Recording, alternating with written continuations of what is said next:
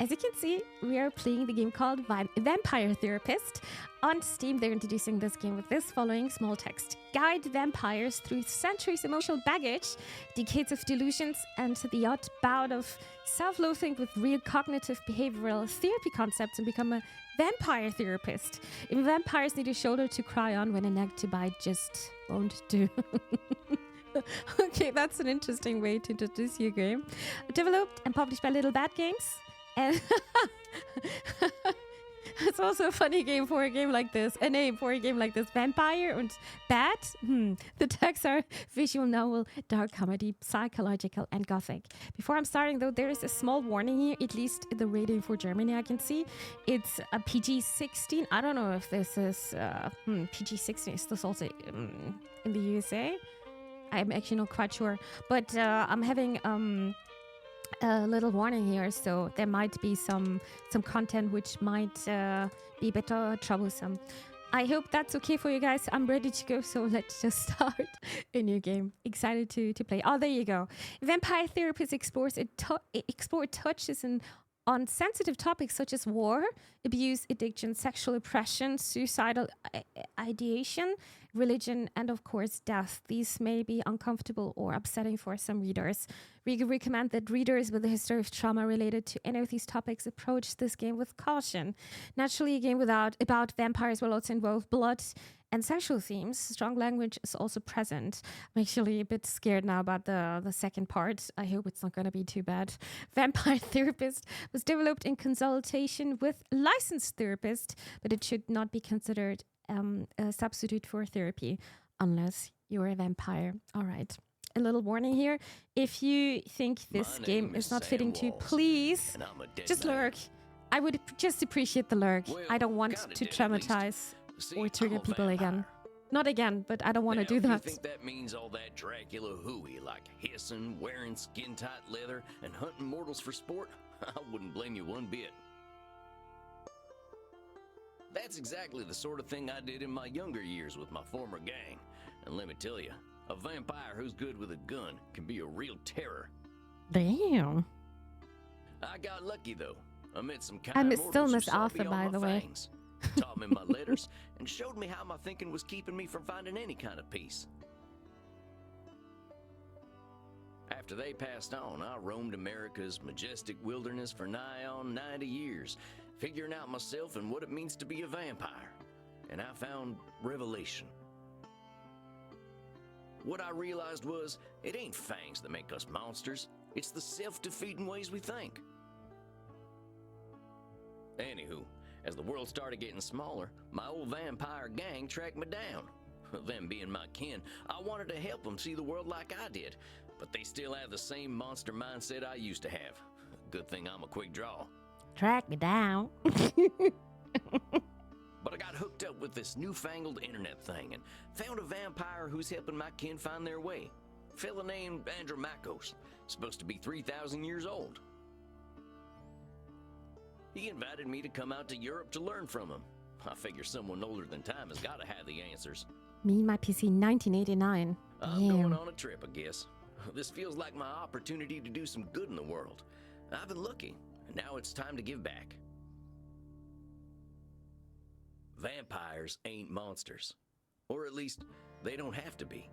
And come hell or high water, I'm gonna prove it to them. There it is, the title drop. Okay, I didn't know that I'm coming from the southern part of the US. Interesting. Uh-huh. Maybe with a southern accent. All right. Immernacht. Well, that's a funny... Oh, Well, Leipzig? I think this is the address. Number 27, Clean Flitter Mouse Streeb. Wait a second. I think I saw that this game is actually German. I think this game is actually made by German devs. All right. The first question would have been, is there some voice acting? And it seems like there is. Oh my god, thank you. Immernacht means always night, by the way. Sure is a hell of a lot of ruckus for this time of night. People stay up late here. And Leipzig is in East Germany. Wait a minute. These folk are vampires. Better watch myself. Better watch myself. Guten Abend, folks. Sprechen Sie English? Ja, hello, Alta. Are you here to party with us at the hottest club? Oh my god, he reminds me. What was his name in Disco Elysium? The party hard one. Oh, well, I forgot his name, but I loved him so much. Reinhard. Tell them you're here to party. Ask about the dress code. Ask about andromacho. What are andromachos? Ask about the club. I gotta ask, what are andromachos? I'm looking for Andromachos. Oh, macos. Macho. Oh, nachos. You mean the club owner? Ja, das ist, weil wir hier. Ja? If you're lucky, he will invite us to the private party at the end of the night. Andromachus is the vampire. You sure? Well, what happens there? I think maybe it is too kinky for Americans to hear. Oh. Tell them you're here to party. I can cut loose. What kind of party is this? Oh god, I'm scared now. The kind where we dance all night and get sexy. Uh-huh. Oh, here are them kind of vampires. Ach so, there are better things to suck than blood, oder? Okay, Sam, okay. Although we have to get past the bouncer first. If we do not, I'm thinking our night is ruined. Oh, wait a sec. There's something about what she just said. I can feel it. It reminds me of one of my revelations about the funny patterns in the way we vampires think. Well, let's see. One type of thinking I noticed I called hot branding. That's when we brand ourselves with names we can't get rid of. Hot branding, okay. Uh-huh. There's high noon mind. That's when we treat a situation like it's a do or die showdown. I know. And there's saloon thinking. That's when we act either helpless or invincible, like we've just drunk a pint of moonshine. So, hot branding, high noon mind, saloon thinking. I can always check my journal if I need examples. I kept all my notes about the funny ways we vampires think in there. Collected notes of Sam Wall. So, this is Sam Wall's private property. Do not read. Reward if found. Cowboy bloodsucker. vmail.com. Okay. I think I know which one of them funny ways they're thinking in, though. Hold on, compadres. You seem like the kind who can make their own fun. I don't want to have my own fun. Imenacht is the only place to be on Friday night. Hot branding, high noon mind. Amigos, you're putting too much weight on this thing. It's a nightclub, not a high noon showdown. First, The a night's full of cognitive possibilities. distortion. I did something, some decision making. Hi, dear Manu. Thank you for saying shortly hello to us. Thank you so much. I really appreciate it. Reinhard, I don't know what this means, but I like the way the sexy American talks. It's always funny to hear when Americans are actually talking not English. Yeah, that's also sometimes funny, but German. I think it's probably super hard for them to speak German actually. Oh, you have to get up at 7 a.m. Oh, okay. You should probably get some rest, right? Thank you, Manu, for tuning in. I really appreciate that. You make Hi, us it's think you. that Welcome to maybe the it is stream. better we haven't gotten into the club, because we are now meeting you. Hope you're doing good. I'm not sure how Reinhard got together with Sombra and Goth stuff. Maybe we just didn't know about what he likes, right? Hey, if meeting I me actually makes don't you feel know. better, I'm glad we met. I really gotta find Andromachos, though. You have to get past the bouncer. He decides who gets in and who doesn't. And he hasn't looked our way all night. I don't think, I was just thinking, did I have ever trouble with bouncers? But then I was also never clubbing that much that they didn't have bouncers at all, so Maybe I'll have a little Yeah. word with him. I never had Excuse this me, trouble. friend. Oh, okay, he I looks hear you're the scary. man to talk to around these parts. I'm here to see Andromachos. Have fun, mate. Me causing trouble is something I need to see. I can be a troublemaker, but I try to avoid it, Sinister. I think life is easier when you are being kind, actually, and not being grumpy is okay, but being rude and... Yeah, I guess it's being rude, I guess. Nah, I always found it life easier by being kind. Yeah, makes it a bit easier. Hi, Sinister. Good day to you. How's your Sunday going? Hey, thanks, amigo. You have yourself a fine night, you hear? Ah, Cowboy, what about us? I'm trying. I bring them joy, dash their hopes. I want to help them. They were helping me out as well by answering my questions. I tested some feminine haircuts today with an app and a photo of me. We'll also try the first 2 steps with makeup. Oh, nice. It's a big step, actually. Might be a small step, but it's definitely a big step there. Mimi, what's trouble? It is trouble that comes to me. Yeah, I kind of feel this way, sure. Yeah, sure, they're friends of mine. Have fun, mate. Well, come on, you two. We ain't got all night. Yeah. Yeah.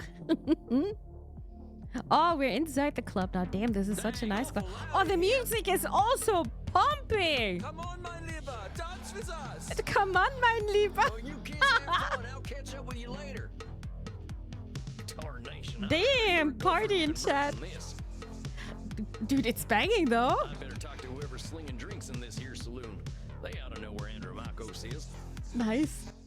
But pardon me, ma'am. Well, look at you. We get a lot of 80s fashion in here, but not usually the 1880s. What can I get you, cowboy? The special's Red Bull and vodka. You down? Boy, I hate Red Bull. And I think I also don't like vodka, but boy, I hate energy I drinks. never drink Red Bull. I'm actually looking for the owner. He around tonight? Might be. What do you say your name was? Sam Walls, begging your pardon. Sam Walls, huh? Mm-hmm. I don't think I know anything about a Sam Walls. After all, I'm just a know-nothing bartender. So we can decide on hot branding, high noon mind, or saloon thinking. Last time I took the high noon mind. Saloon thinking? Doom, doom, doom, doom. Also from Discolism, the church club, there was annoyed egg. His name was Egghead. Thank you. And Andre. I remember now. Yeah, the party hard one. I really like that scene. I'm a big fan of Egghead. Really, really big fan of him. Vodka is nasty. I think there are different kind of brandings. I think the cheap ones, they can be very, very nasty. It sounds like I'm an expert, but I really dislike the taste of alcohol. I'm gonna take the saloon She's thinking. branding herself a know-nothing. What I call that again? Hardcore, yeah, exactly. Don't drink alcohol anymore at all. Don't smoke, don't vape, and eat healthy. Alcohol is so disgusting to me. Yeah, I understand that. I also dislike the taste of alcohol. I'm also not drinking. I never smoke. I'm not vaping, and I try to eat healthy. Let's say it this way. But I love snacks. They're very, very delicious. I love chips so much. Well, hold on. What'd you just say? I said I don't know any Sam Walls. I'm just a know-nothing bartender. What if I'm gonna take high noon mind She's again? branding herself a know-nothing. What I call that again? Well, hold on. What'd you just say? Oh, maybe I need to take the hot branding then. I said I don't know anything. From where I'm standing, I see someone with style and confidence, not just a drink machine. Damn. Branding yourself like that's all you are. Actually, well said. Don't you go worrying about me, cowboy. The man upstairs warned me you were coming. I was just testing to see if you are who you say you are. Tell you what, let me give you something from our special reserve. I don't think you're looking for boots. Well, thank you kindly, ma'am. Thank I you was wondering kindly. where the blood was. I met some vampires outside, so I figured this was a vampire club. You met some gods, honey. They're here to dance and have fun. So all these people are mortals? How boring. Actually, no, this is good, right? How do you think the head vampire gets his blood? They can't wait to share it with him. It's a special experience. Wait, Deeds, didn't he say, I want to be at a party like that? Dude, they are sucking all the blood here, Deeds. He's the only real vampire here. You still want to go here? Him and Bert. Bert? You met him already. Bert, shuffle on over here. Oh, that's Bird. This one's here to see the big guy. Show him upstairs, okay? Have fun, mate. Good luck up there, cowboy. Hope you find what you're looking for. I'm a bit scared, though. There's vodka with a birch sap in it. It's actually kind of sweet tasting, pretty nice. I'm actually really not experienced with that. I just dislike the taste of alcohol. Let's see. Oh, everything was closed howdy. and just stopped. It's That's a Sam really Walls to see you, good sir. way to stop, The guy who's actually. been sending you all them Even though it emails. sounds a bit hard. Yeah. Yes, Oh. I know who you are, Samuel Walls. You have come here because you believe you can help our kin. That's some kind of a deep voice, huh? The question is, are you first able to help yourself? I can help myself. I can't help myself. No, I'm able to help myself. I'm will to. I've been fixing myself for more than a century now. I don't think I need help. Then you must prepare to learn a most difficult lesson. We all need help, Samuel. I am pleased that you have come to receive mine. Yeah, that's gonna be very interesting because I was also going through therapy, and I wonder if I'm gonna see some stuff which are I've experienced on my own. That's gonna be very interesting. Dang, Now you scared the heck out of me.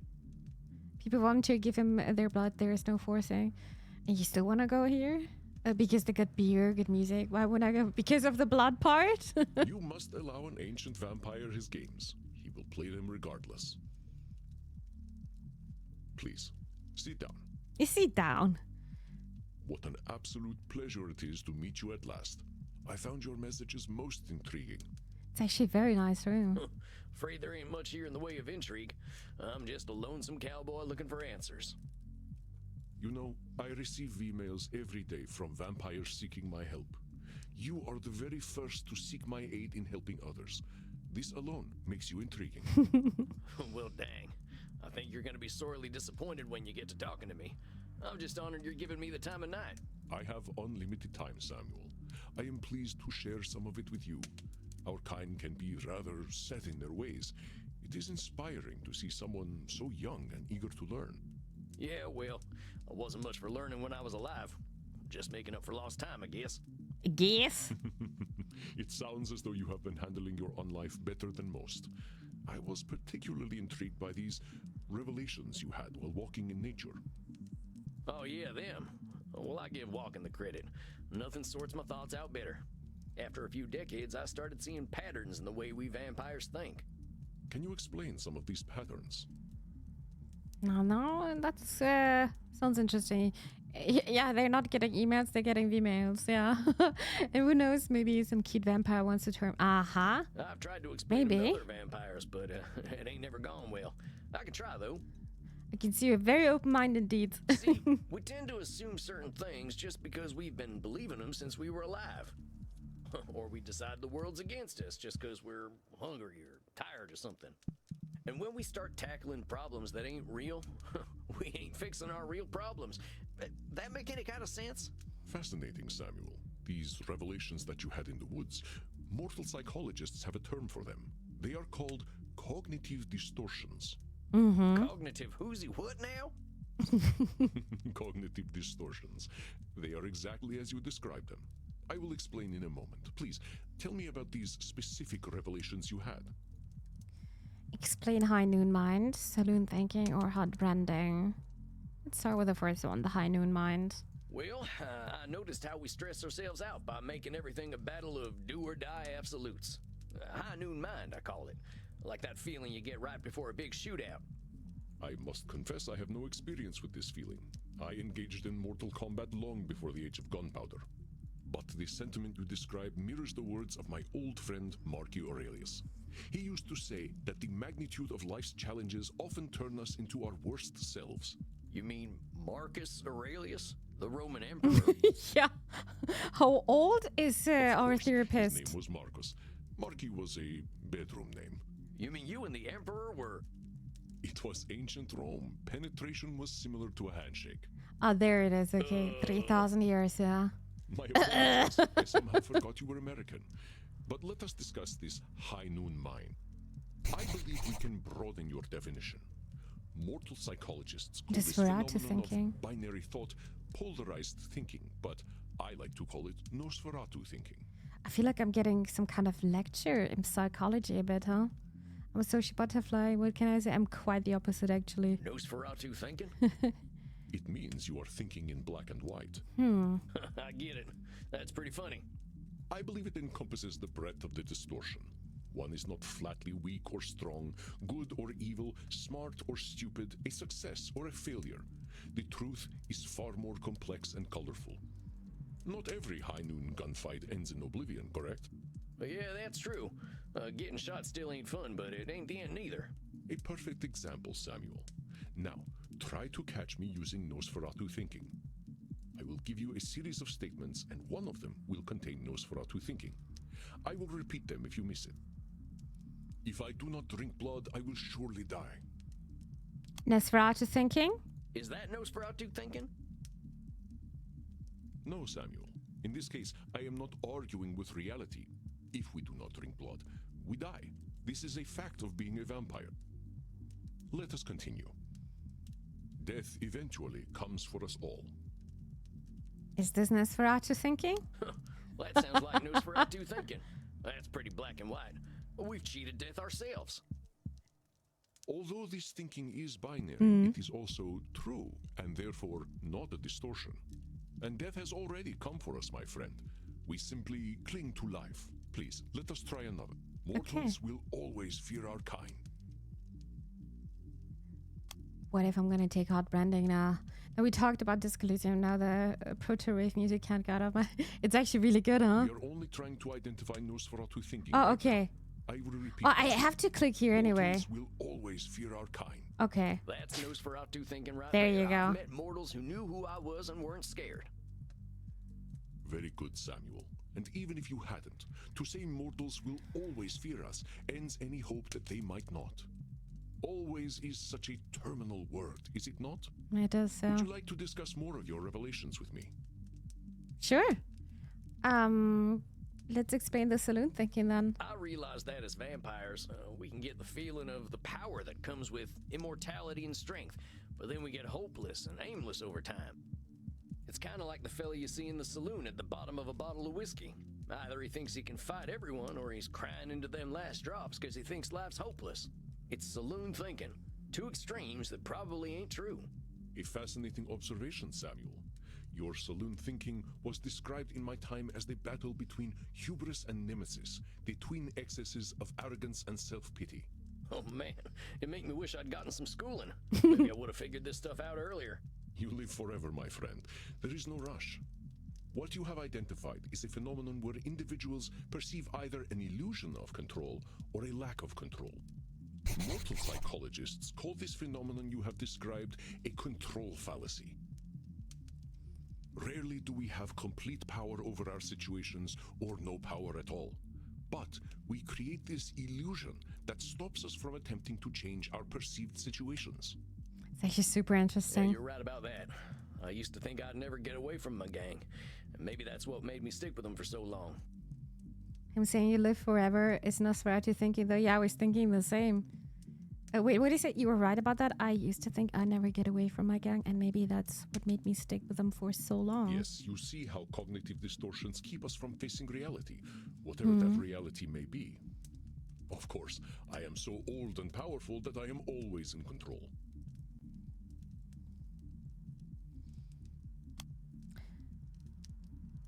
Control fallacy, it's called. So wait a second. I've got my book here. Ah, there you go. So damn, it's like we're getting a lecture today. Control fallacy. A lot of us bloodsuckers have a habit either of feeling responsibility or soul control, or feeling completely hopeless. Thing is, usually neither is true. Feeling hopeless don't mean we're powerless, and feeling untouchable don't mean we're invincible. That's a control fallacy either way. Our real capabilities are somewhere in between. Example, with my dark powers, vampires shall dominate the mortal world. If a mortal discovers our secret, it's entirely my responsibility to deal with it. I can't deal with the bureaucracy of international travel with my coffin. I'm stuck in the USA forever. Then there is hot branding so far. We vampires sometimes call ourselves awful names. I'm a failure. I'm unlikable. It's like burning ourselves with a big old branding iron. Every time we look at ourselves, we'll keep seeing those names. Hot branding is just calling ourselves names that do no good. Examples, I missed that shot. I'm such a butterfingers. Crying over a horse, you sap yourself. That fella doesn't like wearing leather. He's only a vampire wannabe. Uh-huh. All these judges, huh? My client notes. When I start getting therapy clients, I'll put my notes about them here. I'll update after every session, figure I can see how they're doing over time. That is if Andromachos decides I'm ready for this whole therapist business. Crossing my fingers. Just for writing my ramblings while I'm on this big trip, not my official notes. My journal. Actually, I missed so much, I feel like. March 14. Oh, this is actually year 2024. It's been about a week since I boarded the Monster of the Seas cruise ship, and I gotta say, I feel finer than frog here. People here are eating and screwing like there's no tomorrow on account of the fact that we're in the middle of the ocean. I've drank from more necks in the last week than I can count. And since the ship's open all night, I rode a water slide for the first time in my unlife. People were laughing at me for saying, "Yee-haw!" But what else do you say to an experience like that? All right. March 22nd. Landed in Rotterdam the other day in Amsterdam, now arranging transportation for my coffin. Did some vampire sightseeing. Apparently this place has been accepting of heavens like us for a long time. I went to a vampire coffee shop. Okay. They funnel in the stoners from upstairs to secret club, and everyone has themselves a grand old time. Gave me the munchies, something fierce. I could go for some blood chips. Extra sodium if you please. Blood chips, that sounds disgusting. Okay, and then there is April 9th. Riding from Berlin today. I head to Leipzig tomorrow night, but figured I should check things out here. They got a club here where people are up all night doing all kinds of kinky stuff. I'm pushing a quarter of a millennium in years, but these folk could give me some lessons, and did. Met some fine folk too. Apparently they have got a nice art scene here. There's even local funding for video game development. In this some kind of world? I can't believe people are still playing Star Invaders and whatnot. I like it here. I don't even have to speak German. But yeah, that's Berlin known for. Okay. Let's click on this one. Testing me, ain't you? That's a control fallacy right there. Well done, Samuel. I am indeed very powerful, but the cosmos holds no awareness of Andromachos. Of course, as you expertly pointed out with your analogy about the man at the bottom of a whiskey bottle, a control fallacy can be positive or negative. Listen to my next few statements and try to find a control fallacy. Simply let me continue if you do not detect one. All right. The sun will eventually burn out. I will roam a cold, dead earth, and there is little I can do about it. Bam. Well, that sounds like one of them control fallacies. With all eternity, heck, I think you could do something to save the sun. I applaud your optimism and ambition, Samuel, but some things we must be prepared to accept, and the death of the sun is one of them. But let us continue. True, but luckily it's still a couple of years far away, huh? The Yeehaw was even heard from next room. My Good. kitty cat died. I shall be lonely forever. I shall never feel the warm sun upon my skin It's again. working like this. I shall never feel the warm sun upon my skin again. You didn't catch my control fallacy. Let's try once more. They really want us to click here, The sun- okay. Well, that sounds like one of them control fallacies. With all eternity, heck, I think you could do something to save the sun. I applaud your optimism and ambition, Samuel, but some things we must be prepared to accept, and the death of the sun is one of them. But let us continue. My kitty cat died. I shall be lonely forever. Nosferatu thinking control fallacy or hot branding? Pay attention, Samuel. Okay. We are considering only control fallacies at the moment. Pay attention. Kitty. I'm sorry about your sweet I kitty, didn't but click here. You could always pick up a new one. Or there's lots of them just waiting for a loving home, so you don't need to be lonely. Yeah. It was just an example, Samuel. Well spotted. But I do speak from experience. I felt this way once when a pharaoh I was dating had our cat mummified. I went into a murderous depression that nearly decimated the continent. But I had the power to help myself all along by adopting a new friend in need of a home. Oh, dang, don't let me get on your bad side. I doubt you shall see it, Samuel. Did you have more revelations to tell me about? It's about the hot branding now, right? Yeah, we're calling it a hot branding, but he's probably having another name for that. If there's a fallacy, you click the button. The other ways you can do. Yeah, I did that one, I thought. I guess not. According to a Family Guy, vampires already have blood testing labs. They are sending samples by bats. Family Guy. I actually never watched Family Guy. I used to be in a gang. Funny. They were my whole existence. If you asked me who I was, I would have said, I'm a murdering bastard. Once I got away, I realized how small-minded that was. I was Sam before I was a murdering bastard, but that's how I was choosing to brand myself. My old gang's still around, and they're still branding themselves like that. They can't see themselves as anything but killers. Very astute, Samuel. I favor the clinical term, however, which is labeling. Labeling. Wait, we got a new entry now, right? Where is it though? Another more to read. Or was it here? Heard something. Was it? Oh yeah, it's called labeling. Okay. You correctly discovered that labeling is a reductive act. When we call ourselves names, even if we find them accurate, we create prophecies we are doomed to fulfill. Yeah, like kind of self-fulfilling. For millennia, I thought of myself as a killer. It was not untrue that killing was how I made my way in the world. I was an unstoppable warrior and assassin. But with this label, I limited myself for ages. I did not only kill people, I also killed potential aspirations I might have had. This is so true. I mean, with the potential aspirations. See whether you can catch me doing some labeling in my next few statements. I am so old, I am ancient. Oh, come on. I know you've been kicking around a long time, but don't go labeling yourself as ancient. But according to definition, I am ancient. It is not a label. Okay, but a yeah, in this specific case. classification of my age.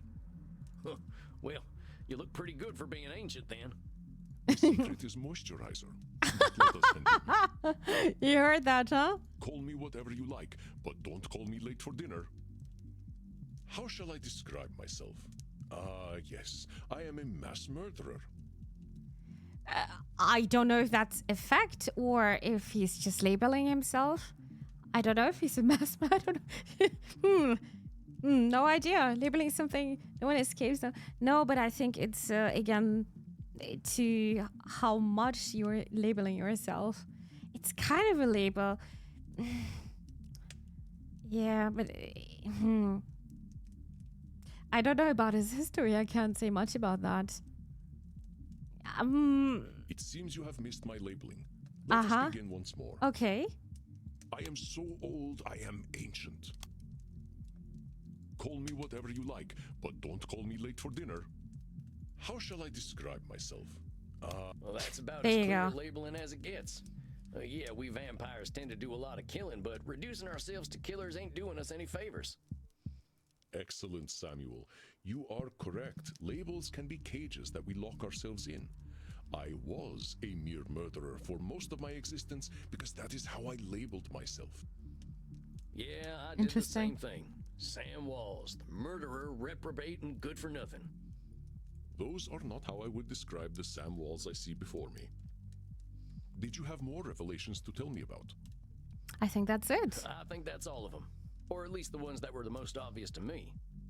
That you recognize the concept of cognitive distortions at all is most impressive, Samuel. What took me nearly 3 millennia to understand took you merely 2 centuries.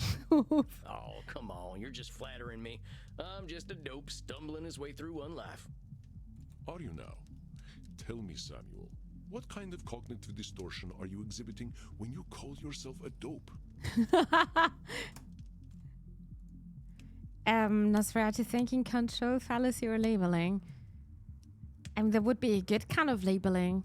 Saying, hey, I'm dope. Is that some kind of label? I mean, it is, I guess.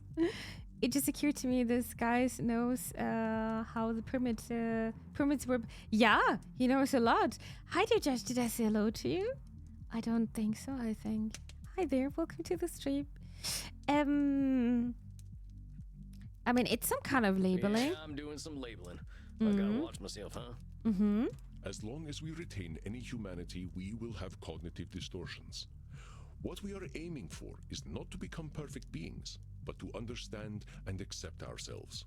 You also can't be the perfect being. That's impossible. As long as we can recognize cognitive distortions, we can address our real challenges. One cannot drink blood from a straw man, after all. Huh. I ain't never heard that one before, but I like it. If it helps solidify the concept in your mind, then I am well satisfied. Good. I know you came to learn from me, so I will do my best to honor your good intentions. Let us ensure that you understand the concepts of labeling, control fallacies, and Nosferatu thinking.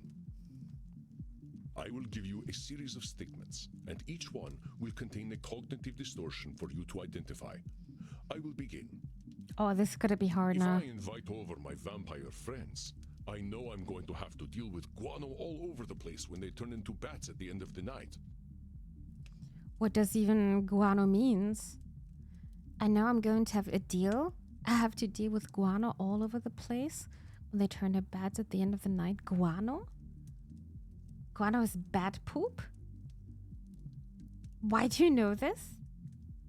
Wait, if I'm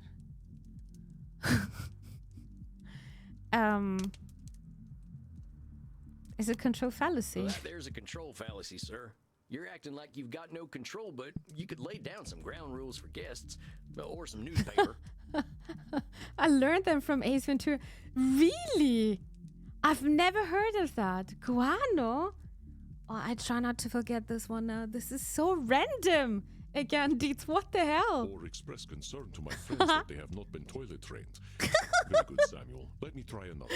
True. I am Andromachus, the ancient darkness, the scourge of the Mediterranean, the mortal's bane.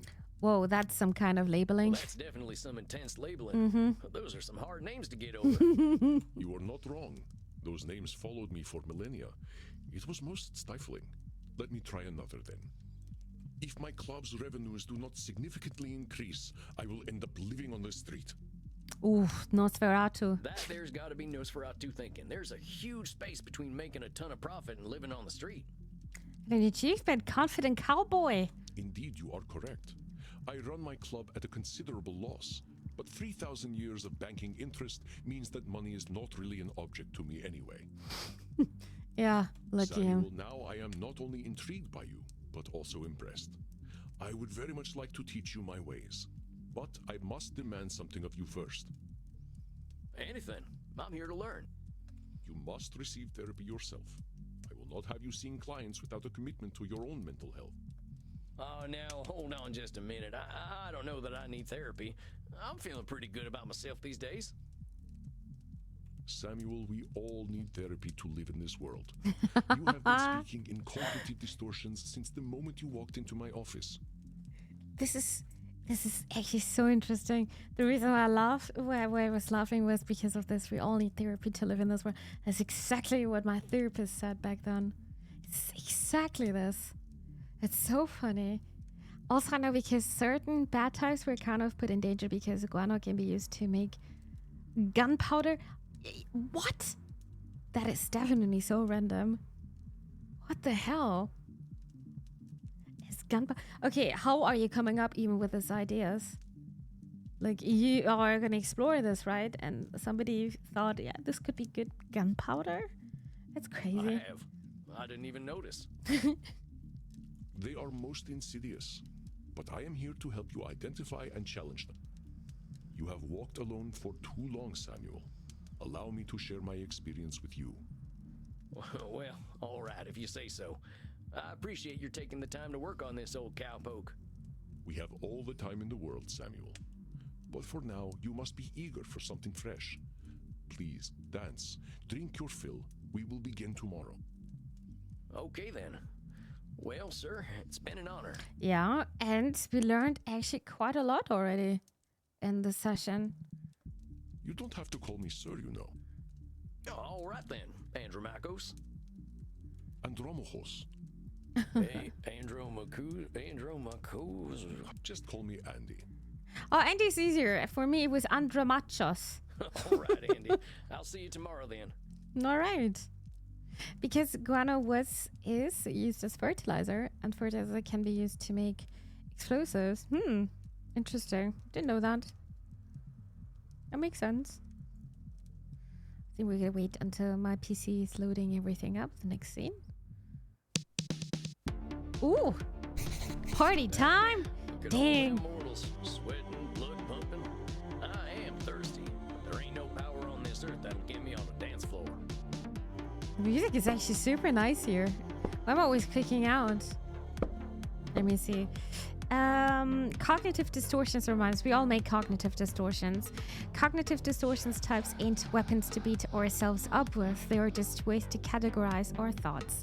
We can exhibit more than one distortion at the same time, and some distortions are even subcategories of other distortions. Important, identifying cognitive distortions is just one tool in a therapist's toolbox.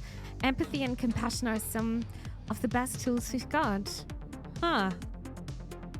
The funny ways we think. I realized we vampires can think in funny ways sometimes, like reality's right in front of us and we just can't see it. Heck, pretty sure it's all humans who do that, not just vampires. We do think funny thinking in particular ways, so I figured I'd write them down so I don't forget them. I'm including examples so I remember how they work. And this is what we already read. All right. Maybe I'll see if the bartender's got anything for me. Get some booze. If it isn't Clint Eastwood again. How'd it go, cowboy? Seems I'll be sticking around. Guess I'd better get used to things around here. Good to hear. About time someone helped Andy with his work. Seems you vampires have a lot of problems to fix. Name's Crimson, by the way. Fine meeting you, Crimson. How do you know so much about what Andy's doing? Pillow talk. I'm his blood partner. Ah. No shit. How's a mortal get hooked up with an ancient vampire? I'm a rock climber. I stumbled into one of his lairs in Madagascar, found a cave while climbing a mountain, and there he was, naked in a hot tub. Dang. Must have been a sight. You ain't kidding, cowboy. Didn't expect a luxury apartment with a gorgeous naked vampire inside of a mountain. We hit it off, and he asked me to come back here with him. I like an adventure, so I said, what the hell? I'll date the gorgeous Dracula. But what are you doing talking to me, cowboy? The blood's running hot on the dance floor, and these kids don't mind a little biting. Ain't no way I'm dancing. There's gotta be a better way to get something fresh to drink. Reinhard, look. It's the sexy old guy again. Okay, the couple is back again. You Party should buy us a girl. drink, old guy. You'll probably get lucky. Actually, you will definitely get lucky. Well, pleasures of the flesh ain't exactly what I'm after tonight. That's because you haven't experienced these pleasures with us yet. Buy us a drink and you will discover great satisfaction by uns. Tell them they're not your type. Tell them alcohol is bad for them. Tell them you don't have the money, or tell them they can support themselves. These two feel very burly. Yeah, for sure. For sure. I can't really say this to them, right? No. Tell them you don't have them. What the hell? I don't want to say that. I honestly just want to say they're not my type. Yeah, I'm going to take that. You ain't exactly my type. Oh, we don't want to marry you. We just want to have fun with you. You kids are too much. Tell them they can support themselves. I ain't buying you a drink. I think I'd be insulting your economic status. Mein Lieber, don't worry about us. We just like to feel special. We have lucrative jobs in IT. Oh, yeah? Well, maybe you can help me. See my credit bad again. Getting real tired of these things. Oh, please, we are here to party. Yeah, not troubleshooting. But get a laser printer. Well, thanks for the tip. That ink seems to be more valuable than blood. I think I just have to take everything, to be honest. Tell them alcohol's bad for them. I really want to take this, but this is the worst thing to say. That I don't have the money. I ain't buying you a drink. This stuff's terrible for you. Are you making a joke? Yeah. You're at a bar. I mean, you can also get alcohol-free stuff. It's okay. He's just trying to be protective. Aren't you, Opa? You know, I think the drinks here ain't strong enough for you two. Okay, I can't just say anything. I have to say this. This is so... It's making me really uncomfortable. I ain't buying you a drink. All I got are good old-fashioned dollars. I like American money. All we have on our money are buildings. You have all the sexy old men. All right, I'll buy it. Which of them old men are sexy?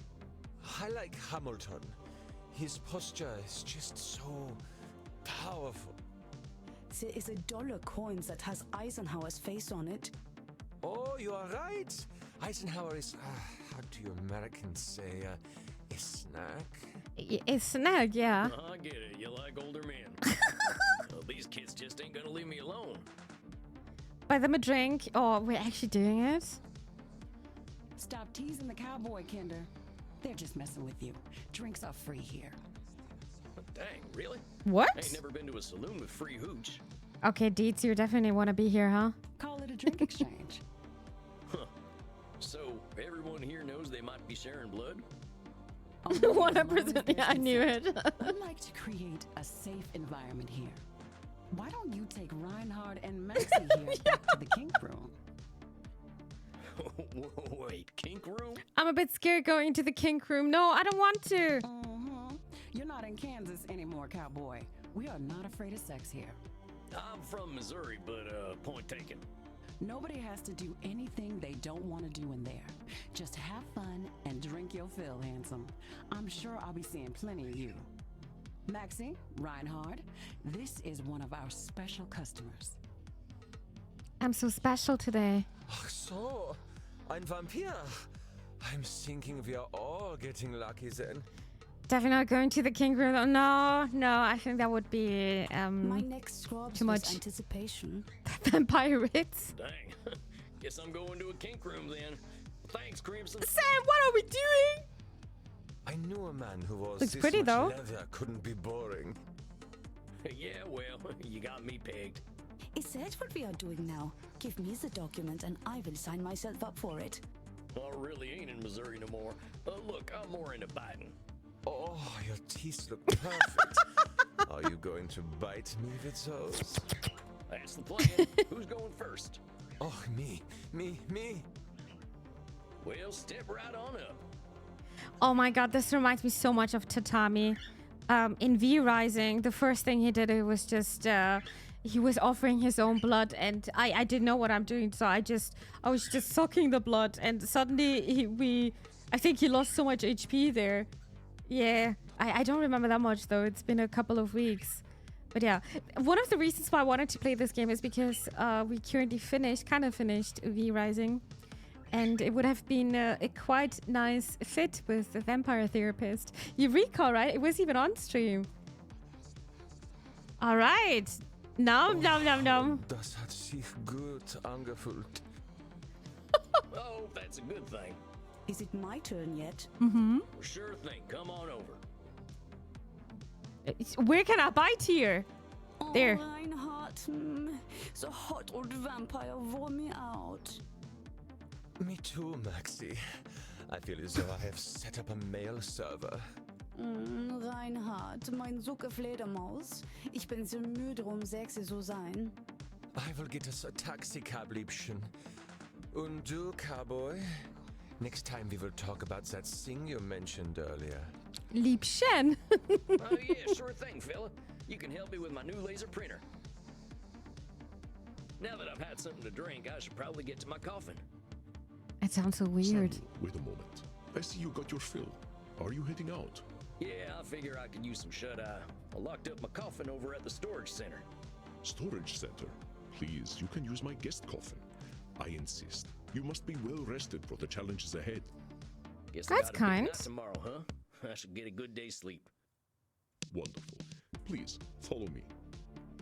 No, I'd be biting some dude snack if I was a vampire. No, I would probably not bite next because most people are spraying perfumes there and the taste of perfume is actually so disgusting. So is this a situation where therapy actually sucks, or is it that they are giving the vampires therapy? They're giving the vampires therapy actually. And you're learning, I feel like you're learning a lot about psychology and about yourself a bit. Hi there, Pugs. Welcome to the stream. Hope you're doing good. All right, we're Well, using the that- guest coffin. This is Wow. mighty plush. Guess it's one of them smart coffins. A smart coffin. Let's see what's on TV. Good point, maybe. So where would you bite wrist? I mean, some people also doing this on the wrist. I don't know, when you're going to the hospital and you and they are giving you infusions. This is usually not my elbow, like quite the opposite of my elbow, like where my biceps and my arm are kind of meeting. you know which point I mean. I would probably just do it over there. Like, I'm talking like a nurse right now. But yeah, most people are putting their perfume on the neck and the wrist. And that perfume taste is not good. Hey, I remember this movie. Look at We this. were so proud to finally get some representation. I'm not sure I should stay up watching movies, though. I want to watch this. Oh, Redsies. Well, ain't much else to do in here. I think it's about time I hit the hay. Hope I'm cut out for all this. All right, that was our first day. Not gonna lie, there's some topics which are making me very uncomfortable on stream. Samuel, good evening. I hope you slept well. Good evening. Hello. Whew, what a day. I made it to Andy's club in Leipzig. Folks are real nice here. A couple of goths were real friendly. They have gotten a darn tooting bartender and even a friendly greeter. He don't talk too much, but I can tell he's an introspective sort. Now, Andy, that's one hell of a vampire. He's just got this presence. You can tell he's 3,000 and that is freaky as heck, but he makes you feel at home, but naked. I don't know how else to describe it. Not literally naked, but yeah, this is how it feels kind of when you go into a therapy session. But you got to do that because you want to improve. You want to feel better. Oh, and I went to a kink room. Yeah, Sam Wald's kink room. My big brother would have gotten a kick out of that one. I ain't gonna write about it here. I should get some sleep in this fancy coffin, and they lent me anyway. All right. Yeah, I think we slept well, right? Like the dead, as they say. Yeah, inside elbow is a good place. I was already thinking. Oh, that sounds painful though. Big veins. Yeah, but I think dropping pants is a bit harder than just pulling your sweatshirt a bit upright to see the inner elbow. Yeah, I'm much more practical, dudes. That's the inner German speaking out of me. Mimi boiling. No, but there are some situations which are kind of making me a bit uncomfortable because I'm usually not streaming games which are PG-16. Sometimes we're playing some horror games, but we don't have these kind of topics. I was hoping to save you some breakfast, but I've already sent them on their way. Feeling practical goes out of the window when it comes to... Yeah. But I'm not interested in that one. Uh-huh. Oh, that's all right. Deets. I'm still pretty full from last night. Them goth types were practically throwing themselves at me. I am not surprised. Perhaps I should be concerned that some of my guests will follow you home. Well, gosh, if I still had mortal circulation, I'd be blushing. Why are you so embarrassed, Samuel? Good question. Ah, hell. Guess we should just save it for therapy, huh? We gonna get started now? If you like. Why not? I'm eager to get going. Let loose, Doc. Very well. Let's start with the first question any therapist asks then. What brought you to me? Why is becoming a therapist so important to you? Well, gosh, I remember what it was like. Being all angry, hungry, and scared all the time. It ain't no way to live. When I see vampires acting the way I used to, I just need to show them there's more to unlife. And why is that up to you? You, of all people, know how lost our kind can be. Preying on the weak, dating mortal high schoolers. I've got to make them see their potential. That's what I'm here for. I know it. That is a lot of responsibility to place on yourself. Yeah. You got a funny look in your eye. Am I doing one of them distortion things? You are most perceptive. Yes. Perhaps you can tell me what it is. When you say you are here to make vampires see the world differently, in what way are you distorting reality? When you say you are here to make vampires see the world differently, in what way are you distorting reality? Nosferatu thinking, isn't it? Twilight reference. I also never read or never watched those movies. I'm kind of proud of that though. Because I remember my friends were, oh my god, they were always talking about this. I was so annoyed by that. So yeah, I don't like hype things that much. Figure it out. Is it the Nosferatu I'm thinking? doing some Nosferatu thinking, ain't I? Also Vampire Diaries, Dating Highs. Oh, that's also ringing a bell, but also never watched it. Is it a movie? Remember, Samuel, that Nosferatu thinking comprises thoughts that are lacking in color and nuance. They Oh, yeah, are one extreme or another. You were not Nosferatu thinking. I will ask you once more. When you say you are here to make vampires see the world differently, in what way are you distorting reality? Is it the control fallacy? Well, I guess There that's a you- control there you fallacy, go. right? I can't assume I'll be able to help other vampires the way I was helped. You didn't miss anything because they are caca, in my opinion. Yeah, you guys know I'm a very much a movie snob, and I always looked up the rating, and I did not understand the hype around it. I guess it's because of the actors. They were very much loved. I mean, they are. I'm glad they don't have this label anymore, because most actors, when they are participating, when they're acting in movies like this, especially when it's a series kinda, they're getting this kind of a labeling. Speaking of labeling, and it's very hard for them to get rid of it. But I think what was his name? Robert Pattinson? I forgot her name though. But I think they did well, because I'm really not seeing them in these roles anymore. I think it also Daniel Radcliffe also did a good job. But he was also doing lots of indie stuff, and I think he also did some theater plays as well. But he had the luxury to do that. Oh yeah, her name was Kristen Stewart, right? She was a horrible actress back then, but nowadays she's pretty good actually. Robert Pattinson actually regrets. Really? But I think that was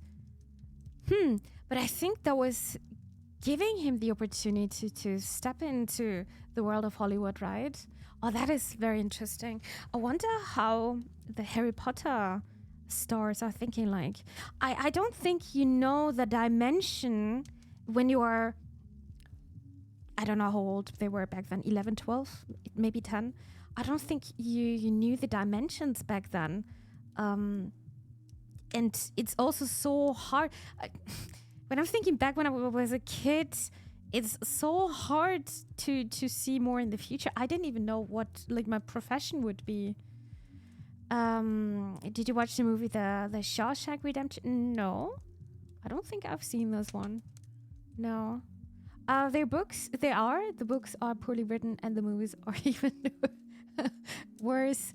Yeah, like I said, I'm such a movie snob, and I'm always checking out the rating, either over Internet Movie Database or Rotten Tomatoes.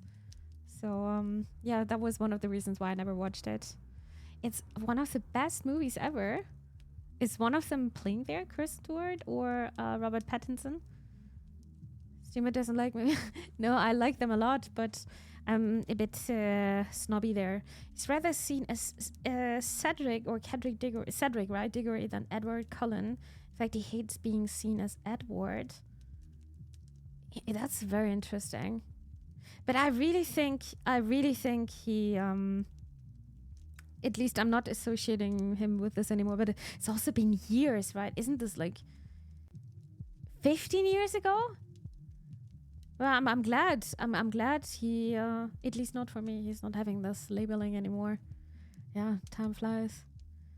Maybe needs to see Shawshank. Maybe something for movie night. I don't know how long it is, but I can do some research. Oh, sounds good. Sounds good. Where were we? I guess that's control fallacy, right? I can't assume I'll be able to help other vampires the way I was helped. Maybe make it 19 years. Oh, okay. Like I said, I don't have a feeling for these kind of stuff since I didn't really watch it. 19 years, Very good, damn. Samuel. Oh yeah, that was Control around fallacies also are where hard Harry to Potter avoid was when one running, feels right? strongly about something. Oh, it's a movie with Morgan Freeman. I really like him a lot. It's been a while since I watched a movie with him, actually.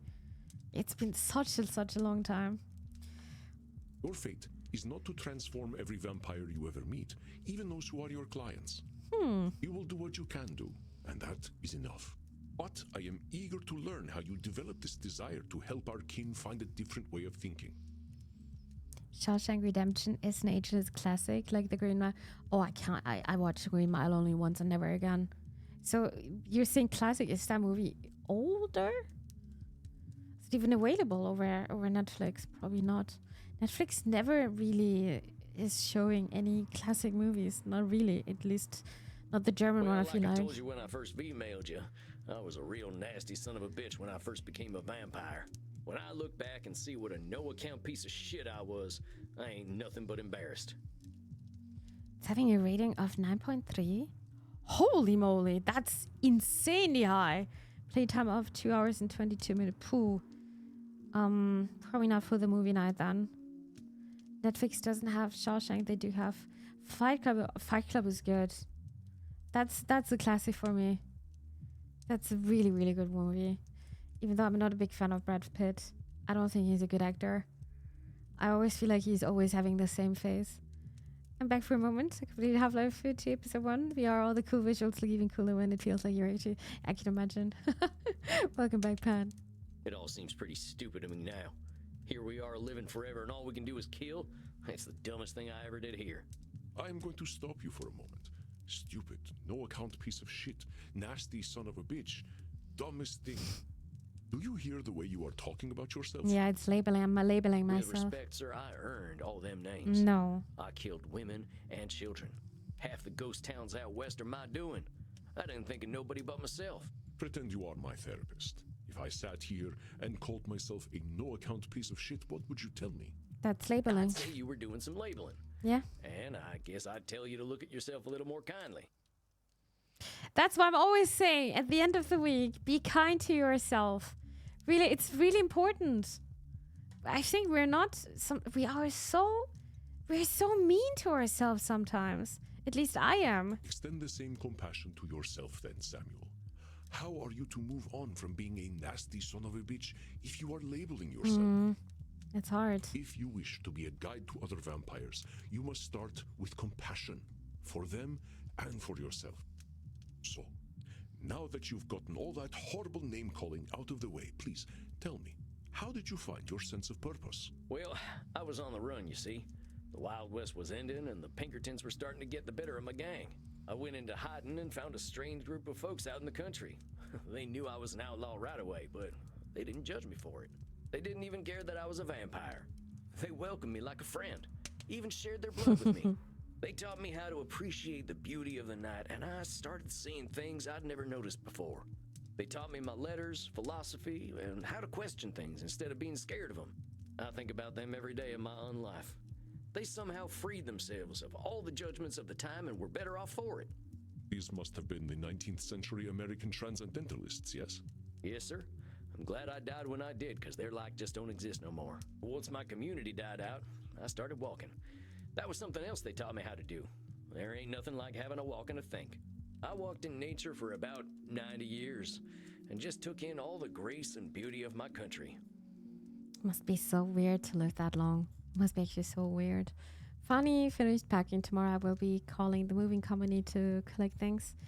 Exciting days or weeks are ahead of you, dear Health Angel. I'm definitely wishing you lots of energy for that. I hate moving, but I also got to do this at some point.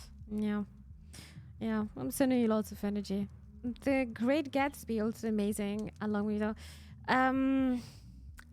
I watched it, and it was okay-ish for me.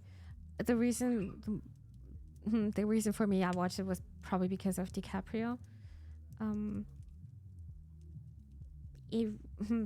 I actually don't remember much of the plot, so it did not leave a good impression on me, I guess. The part is a good one though. I remember that one. What was it, Mark? I forgot his name. Also not a big fan of him though.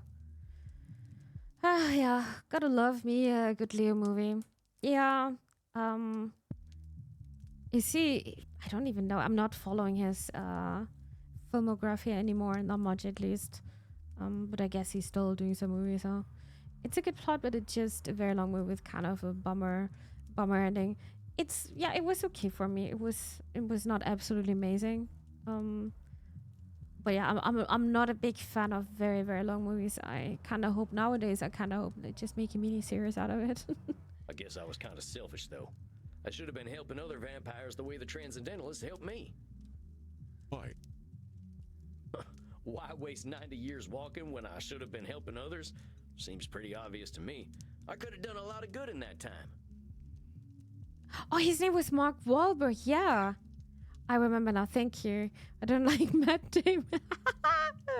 He's also considered as a legend in Hollywood, right? Yeah. Not I'm not a big fan of both, but good movie though. Very, very good. Wasn't this also a Scorsese movie? I think so. But your should turns that which you could find fulfilling into a duty. You create an extrinsic motivator. Should statements are another cognitive distortion, something created by your own mind. Nature asks almost nothing of you. Should statements. Sometimes we judge others and ourselves with arbitrary rules on how things should be. Then we get hopping mad when our expectations ain't met. Oh, I can definitely see myself here. Should statements can put a lot of pressure on us. But there ain't too many universal rules. Heck, we should probably be dead because our hearts ain't beating, but it seems that ain't true. Yeah, I think a lot of content creators should hear that, even though that's also a should statement. But I think when I started content creating, I said within 1 or 2 years, I want to hit Twitch partner. I know now that's not going to happen most likely. So I was putting lots of pressure on me, lots of pressure. And I was always thinking I should stream more and more Overwatch, even though, I mean, it was okay for me, but my true love was definitely for indies. Yeah, I knew I was just putting so much pressure on me, and it's probably not making it easier and making everything harder. But yeah, one of the things. Interesting. Yeah. Even if your should comes from a place of good, it creates undue pressure. And what do we do once we are pressured? We resent the shoulds. We procrastinate. And as you know, we have a lot of time to procrastinate. You got that For right. sure. Why do today what you could do next century? Exactly. Should statements remove the intrinsic joy from that which you find fulfilling? Hold on, though. Ain't there some things we really should do? Of course, there are things we must do, but nature herself tells us what they are. We invent the rest. Here, let me give you an exercise. Now I'm curious. Listen closely. See whether you can find the should statement that is a distortion. I should go to the vampire dentist. You know what they say. If you have bad fangs, you get bad blood. I would say that's a should statement, right? That's the one. No? No one should go to a dentist. Goddamn butchers. It's important to go to the dentist at least once a year, even better twice a year, please. Breaking through can come at any time, just have to be consistent. Yeah, I guess so, but it also needs to be a portion of luck, I feel like. Doing content creation, all that success is just a bonus. I agree. But the one of the biggest problems until today, I'm still struggling with that, comparing yourself with other people. You're looking, when did they start streaming? How many viewers do they have? How many subscribers do they have? It's not healthy. Everyone is growing differently. And these statements, when people are saying, like, okay, oh, you're streaming, that's also like things I've got confronted with. Oh, you're streaming since several years and you are not having a CCV of 20. That hurts. That hurts. I know that, and this is one of the reasons why for example, I'm not able to see my viewers. I'm not seeing the Excel numbers because it's something I feel like I would act probably a bit differently if I have 20 viewers, if I have 2 viewers, if I have 200 viewers or 2,000 viewers. I think this is having a big impact on my mind. And I did a bit of research by how are you even standing with 10 CCV, like 10 viewers, per stream, or 15 or 20. If you're belonging to the people who are reaching 10 viewers, with their stream, you're actually on the very high end. The problem is just we are only seeing the big content creators, I sure think, okay. No, you're making me nervous, though. No, I just figured out I want to be natural. I want to be authentic. I think everyone wants to be authentic. But for me, just the best when I'm not seeing numbers. But a lot of companies would like to see numbers. When I'm applying for little jobs, for sponsorships, I always need to say, okay, this is my rating. And this is what I can offer based on the numbers I'm having. And this is the time which is, it's frustrating me a bit because it's hurting a bit. I know that. It's hurting a bit because you see other content creators and they are maybe even doing better. But I also know other content creators are also struggling. I just wish we could also talking openly about it, but I wish we would connect a bit better with each other, but it's just such a lonely road. I feel like it's super, super lonely there. But I'm also not good with connect. I'm not a social butterfly, like I said earlier. So, these should statements are, I just wanted to say, it's putting lots of pressure. Same, I mean, it's not only with content creation. Like when you are 20 years old, people are expecting that you're learning something. You're learning some kind of education. You're getting some education. You're going to university, whatsoever. Yeah. But if you're not doing this, people are like, what are you even doing with your life? And it goes on. Like you're getting 24, you're getting 25, you're getting 30, you're getting 35, you're getting 40. And there are always expectations because you are always comparing yourself, kinda. Like, for example, a friend of mine is already having kids or having a kid. I am not that far. But that's okay. I'm not at that point.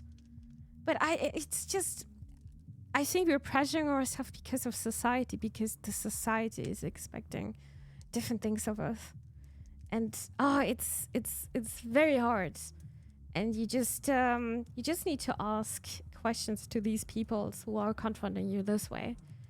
But I feel like they're still not understanding, though maybe I'm not good at explaining. Expectation can also be a drive to grow, though. For some people, yeah. Imagine if no one has expectation, how will you become a better version of yourself?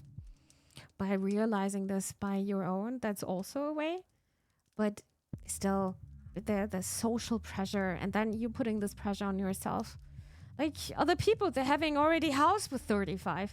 Or I also heard this so often, like, people are like, yeah, but at your age, I was doing this and this and this. I had a child. I had a job. I had a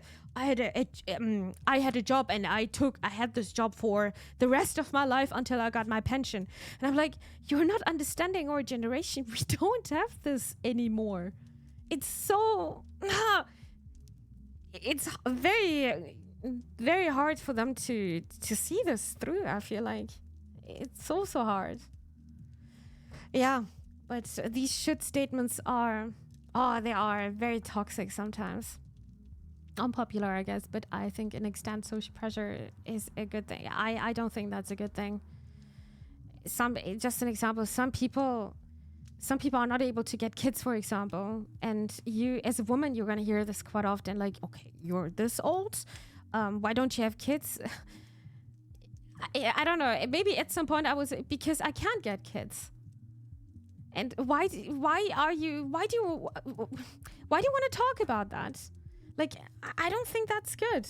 I don't think that's good. My life shouldn't bother other people too much. You know? That reminds me, tomorrow I'm going to have to go to the job center. I have no idea what for, but they're probably going to say the same things I've already heard hundreds of times. Then you are definitely prepared, dear Pan. But I'm sending energy out for tomorrow. I hate going to the job center. I absolutely hate that. So I hope that the appointment is going to go very, very fast.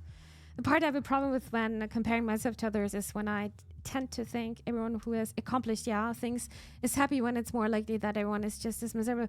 Yeah, that's also so true, Pax. So we maybe they have other problems. Maybe the thing is, maybe they have a house, but maybe that house is having a shit ton of problems, and they don't have the money to fix it. And then you're there. Maybe you can't even pay the ground taxes. Like, okay, they might gonna lose it, but of course, there are things you're not seeing through.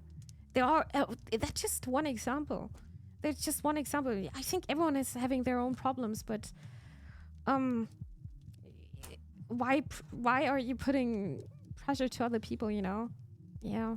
Speaking of which, it's probably obvious, but I still haven't been able to find a job for myself. At this point, it's a combined effect of lack of good jobs in my area and motivation. I would probably not pressure myself there, Pan, because you have a perspective ahead of you. You are starting your military service soon anyway. You can't really start a proper education with this one. I mean, you can't really start your studies, for example. You got to do your military service anyway. Yeah. Would have been nice to get like I don't know, some kind of a summer job where you can just collect a bit of money and treating yourself nicely, you know. But I also would not put too much pressure on myself. You are super young. You're having your whole life ahead of you, Pat. You should not worry too much about that. I would probably wait out after the military service, and you're gonna figure this out. And you're also gonna go get stronger by that, not just physically, but also mentally. I feel like in some places you can study in the military. Yeah, but the thing is, I don't know if Pan wants to do that. I don't know. Pan needs to figure this out, or maybe he wants to start some kind of other education, like getting some kind of another profession, you know?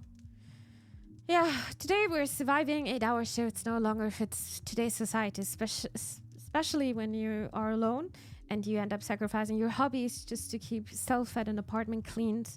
Not mentioning if you try to save up money alone for apartment or house, it is equal to saving up for your casket. Yeah, it's definitely harder. I feel like it's very hard to save money nowadays. I definitely see this. Things are getting very, very expensive. Insanely expensive. Oh, hi! Somebody wants to say hello to us. Hi, Satsu. Hi, baby. No, he instantly stopped. Yeah, I am seeing it the same way, but maybe not that dark with the casket. Their money comes and goes somehow. It always goes this way.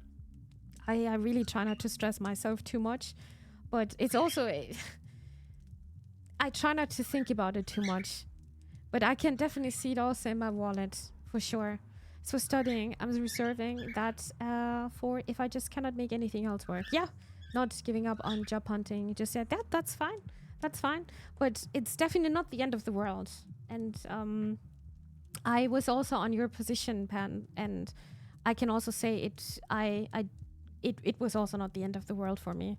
I even switched my studies back then. I studied political science before I switched to art history, and it was a good decision. I did not regret this. At the beginning, I was having maybe a bad feeling, but it went pretty fast away. It's all right. It's okay to try out different things. It's all right, and it can be some kind of a luxury we have. It's definitely a luxury we're having nowadays because we're not living in these times anymore where we had to, our parents are lawyers and we need to be lawyers as well, or our parents are doctors and we need to be doctors as well, so we're taking over the office. Yeah, we don't have to do this anymore, even though some people are probably feeling that pressure. But if we are having the luxury of being, to do everything, not at the same time, but trying out different things, but maybe that's also exactly the problem with having too many opportunities. That could be also a problem. But yeah, so much pressure everywhere, huh? I know, but in some places this is an option for those who want. Yeah, but I think it's just important that Penn is just, first of all, starting the military service and then seeing where it's leading from there, you know? At least doing this for a couple of months and then still deciding. It's still a process, finding yourself, what you want to do. And the thing is, you don't have to do this job forever.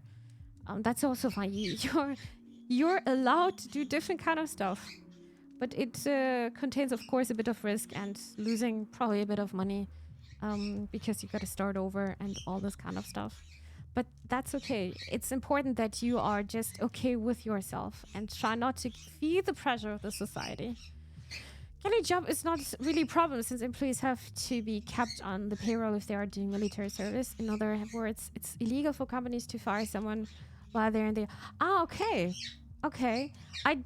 It's probably the same in Germany as well, but you definitely need to take a break. I mean, it's probably the same with when you are pregnant and you are getting your baby. You're also not losing your job. You're definitely allowed to go back if you want to. But it's just they need to find someone else to fill that job. It's probably the same. I mean, by casket that you need work so many years just to save up for your own apartment, especially when a couple years went to bank to ask for loan, how much they can give me so I could get a 30,000 euro loan for a living place. But the city where I was staying is minimum you need 50,000. Yeah, yeah, yeah. I honestly don't know what to say because it's right. I can't even afford another place here at my place, like another apartment, because I'm having one of the older contracts and they are a bit cheaper than the average prices in my town. And I'm still searching for an apartment since 2 years. I'm searching for my own place. And it's hard. I'm not finding anything in my range. The apartments which are in my range, you need a special paper of the community where I'm living, which is saying to me that I'm eligible to get those cheaper apartments because I'm not making enough money. But you know what? Students are not eligible for these kind of special documents. So I need to be officially unemployed. But I am not, when I'm unemployed, I cannot study. So I hate my system. I hate the system here. Absolutely hate it. And I'm not eligible to get the government help anymore. So, yeah, it's the living costs are insanely high. It's everywhere, I feel like. It's just everywhere. Yeah. Speaking of apartments, I might have an opportunity to get one in the near future. In fact, the one I might be able to get is literally the one right next to our current apartment. Really? Oh, damn, that's cool. It's actually quite useful, I would say. I mean, for people who want to live close to their parents, if you don't want to, then it's probably not a good idea. But I think you are having a good relationship to your parents. I definitely can see that. And I hope it's going to stay this way. We are about to figure out if these are should statements. And it's important. It's nice that this game is actually showing how it is to be under pressure. And I feel like we are. There is pressure from everywhere, I feel like. And it's also starting with at least what Nubi told me, because Nubi actually wrote a bachelor thesis about all the pressuring. It's already starting at school, at elementary school. That was very interesting to listen to him and talk about this topic. But he's he knows more about these kind of stuff instead of me. But yeah, that's the one. No one should go to dentists. Goddamn butchers. That is not true. All We right. have to go to the dentist. Our teeth are important to us. Mm-hmm. How long has it been since you've seen the dentist, Samuel? Actually, mine is like 3 months ago. Not since the Civil War, and I'd rather keep it that way. We'll talk about that in another session. Let's try again. I should drink blood today. Depends. Why? Because I should drink blood today because I need to be hydrated. Is this a should statement? Should. Just because it's having should. Why? I feel like the reason is missing. Or what are you guys thinking? If I'm going to say it's a should. Nah, it's I not. should take No. my blood partner Crimson out on a date. Why? Players are reminded to stay hydrated. Oh my god, thank you. I forgot to drink. Guys, I need to get the 2 liters today. I did not drink much today and it was so hot. Thank you for reminding me.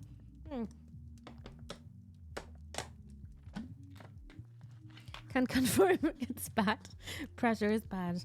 I should take my blood partner Crimson out on a date, but why? Is it a shit statement? I should be No. wary of sexually transmitted diseases. Honestly, yeah. Well, a sexually transmitted disease would be pretty Yeah, bad. I think so as well. We are dead, Samuel. We don't get sexually transmitted Oh, diseases. okay. Even the crabs have nothing to eat. Okay, I need to think as a vampire here. See. Let's try again. I should go to the vampire dentist. You know what they say. If you have bad fangs, you get bad blood. I should drink blood today. I should take my blood partner Crimson. I should No. be wary of sexually Did you miss my should statement? Let's try again. Oh, okay. I Okay. should go to the vampire dentist. You know what they say. If you have bad fangs, you get bad blood. I honestly don't know what to click here. Because there's no reason. It becomes a shit statement, yeah. How much left? I actually started a new bottle, so it's a fresh bottle. But I also don't mind drinking 3 liters. Phenexa, you should drink more water. You end up with kiddos. I know it's actually quite dangerous being dehydrated, especially when it's so warm. Too fresh. What is it? A should statement? A should statement is this one. Sometimes we judge others and ourselves with arbitrary rules on how things should be, and then we get hopping mad when our expectations ain't met. Should statements can put a lot of pressure on us, but there ain't too many universal rules. Heck, we should probably be dead because our hearts ain't beating, but it seems that ain't true. Then these are examples. I'm a vampire, I should live in a castle. When you're in a gang, the gang needs to be your family, no one else. A cowboy must never show fear. So, what about the statement? I should go to the vampire dentist. You know what they say. If you have bad fangs, you get bad blood. So kind of judging, yeah? Kind of judging. I mean, when you can see there is some pressure involved. Just remember, if your urine is totally clear, you drank too much. Deeds, I don't want to talk about my urine, but that's not the case. It's not the case. I would have never thought I'm going to say this on stream. No. Is this a shit statement? That's the No. one. No one should go to a dentist. Oh, I That is not true. just did this You one. have to go to the dentist. How long Yeah, has yeah. it been since you've seen the dentist, Samuel?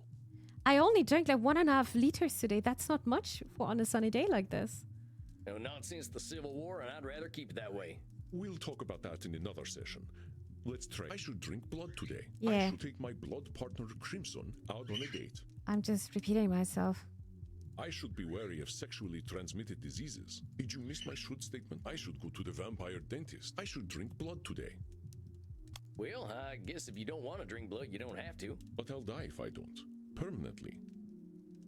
Huh. So I guess you should drink blood. But I did this one. Mm-hmm. Try again. I should take my blood partner Crimson out on a date. I clicked here, but I never clicked here on the shit statement. Saying There you should go, take okay. Crimson out on a date Why? is a should statement. You've turned something you want to do into something you have to do. Oh, that's smart. That's right, Samuel. You know, I couldn't be more pleased with you. Your time in nature was clearly well spent. Well, thanks, I suppose. But if you Suppose. don't mind my saying so, I hope you're treating that mortal lady right. Thank you. Please, ask her yourself. Can't wait for Phenexa 1 minute days. That's Anthony Jolie. I don't think that will ever happen. I don't think so. And if so, I actually know I don't even have a chips package ready. Oh, I need to buy some chips tomorrow. But I said to myself, I'm not gonna leave I imagine she home would share tomorrow. her blood with you. You look like her type. Hold on. I've only been in Europe for a couple of days. I ain't gonna go after my teacher's girlfriend. She does what she wishes, and that is why I chose her as my blood partner. Samuel, even if it beats no longer, you have a good heart. I think you will be an excellent therapist. So far, that good heart of mine hasn't amounted to much, but I'm willing to give it my best shot. You are uncomfortable with praise, aren't you, Samuel? Every time I say something positive, you find a way to negate it. Wait, you can see how much you're missing? You got 3% of the required cookies for ASMR? I'll get there. Oh, God, I just don't think I should be doing any bragging. I spent my first 50 years killing. I spent the next 90 walking in the woods. I've tried to walk a better path since then, but I ain't no saint, Auntie. I did not say you were. Having met several so-called saints, I can attest that none of them were either. I understand your discomfort, Samuel. I, too, have done terrible things that I cannot erase. But is erasing the good I have done worthwhile? Well, I guess when you put it like that, it sounds kind of silly. It's another cognitive distortion, one that mortal psychologists call disqualifying the positive. Disqualifying the positive. On account of the nasty stuff I've done, I can feel like a real good for nothing sometimes, but that's disqualifying the positive, cancelling out the good and leaving the bad. It ain't a distortion to see the positive in yourself or in a situation. It's just being honest. Examples. The three stooges just smack each other in the heads. A bunch, though I still like them. Yeah, I guess I can turn into a bat, but any vampire worth their fangs can do that. She rescued a kitten, but she drinks mortal blood every night, so one good deed means nothing. Disqualifying the positive. Huh. I understand that the actions of your past are difficult to bear, but what we are here to do is accept reality with both its positive and negative aspects. I am not saying that you should disqualify your negative actions, but merely note when you disqualify the positive ones. Let us try an exercise. See whether you can challenge me when I disqualify my positive deeds. Okay. Chet, are you ready? I am Andromachos, one of the most powerful vampires alive. That's just labeling. We are focusing only on disqualifying Okay, the positive okay. for now, Sam. But that's also labeling, Just but the pay good way. I am Andromachos, one of the most powerful vampires alive. Before I became the vampire I am now, I did exceptionally terrible things. Is it already disqualifying the positive? I mean, this is something bad, right? Oh, dear Hannah, that's insanely kind of you. Thank you very, very much for the raid. Thank you so, so much. Oh, I can see. Did you finish Outlast today? How was your stream? We are playing Vampire Therapist today. It's a visual novel, and we are actually learning quite a lot today with kinda learning about labeling, Nosferatu thinking, control fallacy, should statements. Right now we are trying to figure out if this is disqualifying the positive one. So lots of psychology lecturing here, but in a good way, actually. Thank you so, so much, Johanna, for the raid. Not even close. You're so brave playing this game, by the way. So, so brave. I was insanely scared back then when I played Outlast. Very scared, but yeah, I try not to show it. Yeah. Hi, Gnavers. Welcome to the stream, and thank you for the shout out. I appreciate this a lot. How are you doing? I am doing good. Insanely exhausted. I had a wonderful day with my friends. I went to a festival, had some good food, had nice listening. I had nice music I could listen to. I can't even speak anymore. And now I'm chilling with my burp fam here. Thank you so much for the raid. The locker I keep returning to would not call me brave. You got this though. You got this though. Outlast is insanely scary, horrible game. And this is one of the games where I decided, yeah, I'm not gonna play these kind of games. But I also know you like to play horror games, right? Yeah. Oh, Hannah Montana is here. I have defiled the innocent. I have killed countless people. This still sounds like a fact to me. Is it already disqualifying the positive? The good I now do pales in comparison to the evil I have done. The good I now do. No, this is the disqualifying the positive. That's the one. You're Yes. literally disqualifying the positive by comparing it to the evil stuff There you've you done. go. Well done, Samuel. I believe the recognition of this distortion will serve you well when you start to see clients tomorrow. It's actually interesting that you're learning so much about these cognitive distortions. Mm. Whoa, tomorrow? I only just started learning these here cognitive distortion things. I need to go have a nice long shower to watch the film. Good idea, Enosh. Thank you very much again for the raid. It was nice to talk to you. Have a good start to the new week, yeah? Please take care. Enjoy the stream. Thank you very much. I will. I will, of course, be with you. You needn't worry. I can sense your instincts and will help you. But tomorrow, I just don't feel ready yet. My friend, we are never truly ready. But if it would ease your concerns, we can practice with further examples. Would that be helpful to you? Maybe if Chad with me is actually with me. I think I could use the help. I guess you're right. I'm ready as well. Or we're just ready. We know what disqualifying the positive is, right? We're all smart. I think I'm good. Yeah, yeah. All right, Samuel. You must be hungry now. I suggest you get a liter inside you. We have a big night tomorrow. How much is a liter? Just get enough to drink, Samuel. We will not be able to work if you are hungry or tired. Now, please excuse me. I do have a date with Crimson tonight. I suspect I shall not return until nearly morning. All right. Oh, yeah, of course. I hope you have a nice night out, Mr. Andy. You as well, Samuel. Rest in peace. Rest in peace. Rip. Dun, dun, dun. All right, are we gonna listen to nice music now? Never mind. Ah, Samuel, glad to see you are awake. Your first client is on his way. Oh, okay. Wait a second. We got a new entry. It's a new day. Every time I'm hearing the sound, I'm always thinking somebody's using the bit sounds to scare me. I made an Andy's club in Leipzig. Have an Andy lend me. Oh, here we are. I learned some more therapy stuff today. Figure I've been doing a lot of this disqualifying the positive thing. I feel like I've got to be humble after the shit I've pulled back when I was a bastard. But maybe that's just the shame talking. Andy says I'm ready to start seeing clients now that I've got my head wrapped around this whole cognitive distortion thing. Can't believe it's all happening so fast. Went for a nice walk, exploring Leipzig. There's the music school here and the kids are always performing stuff. I tried asking for Oh Susanna, but kids today don't appreciate good music. Dang kids with their CD-ROM music. The wax cylinder was my CD-ROM. All right. So we're getting our first client. What, already? Look, Mr. Andy, sir, are you sure I'm ready for this? These are people's brains I'm messing with.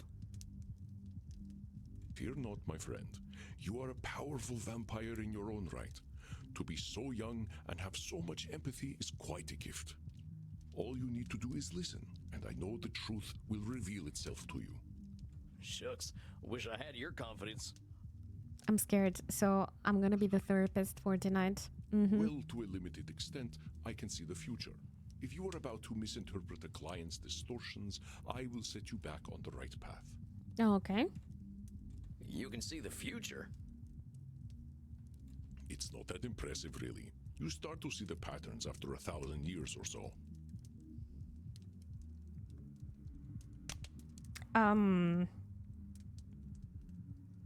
Oh, wait. It's not that impressive where you start to see the patterns after 1,000 years or so. Control fallacy? Or disqualifying himself already? Well, dang. There If it seeing is. the future ain't impressive, that's gotta be a distortion. Disqualifying the positive, it's gotta be. It is. You barely require my aid as it is. Nice. If you need guidance, I will provide it to you telepathically. Don't think about it too much. When you are 3,000, such things will cease to impress you. Let us look at your first client's case file. Dr. Drain, huh? You ain't got no first name? Client record. Name is Dr. Drain, age 430, gender male, origin English, intake information. Dr. Drain is a class of 1614 graduate of the Royal College of Physicians. He has been studying the nature of blood for the last several centuries. Became a vampire after post-mortem blood transfusion experiments. Now runs a global pharmaceutical research company. Is now concerned that he has developed an addiction to a drug of his own formulation. Suggestion detected strong irritability on the phone. Investigate Drain's drinking and sleeping habits. No, he sings again.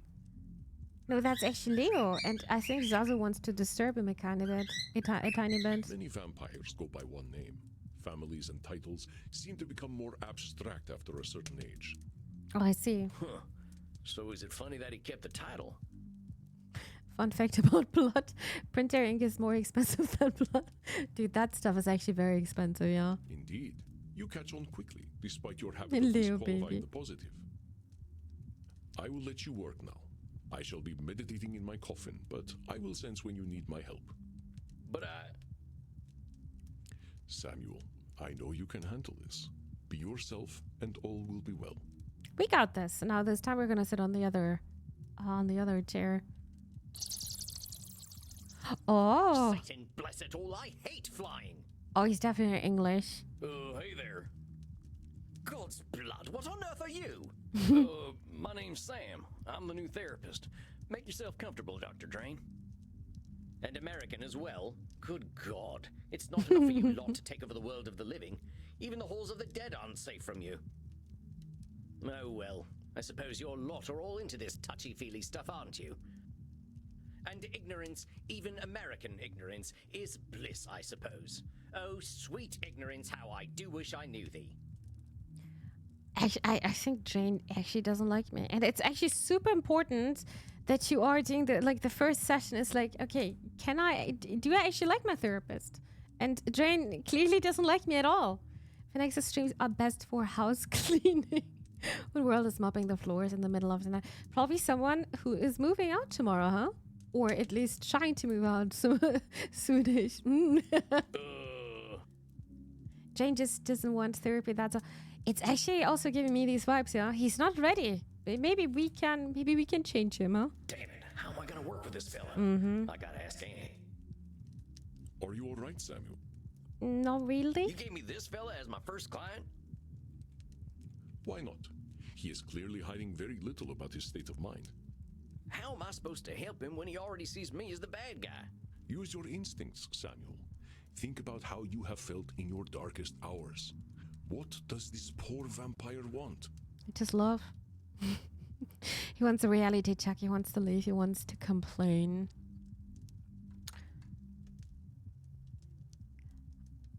I think he wants to have a reality check. I think he needs a dang reality check, charging at me like an undersexed bull. If you try to give an undersexed bull a reality check, that would not change the fact that it is undersexed. How did the transcendentalists approach you when you were a wilder man, Samuel? Yeah, I get it. I'm sure this fella's come here with problems. I can't be surprised when they show up. He wants to complain. He wants to leave. But why did he come here then?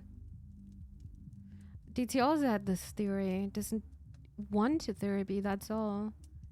He wants to leave. Let's take this. I think he doesn't want therapy. He is here, isn't he? That alone Yeah, is that's a also significant true. step. Did you commit every drop of your blood toward a new way of thinking when you started your own journey, Samuel? I guess not.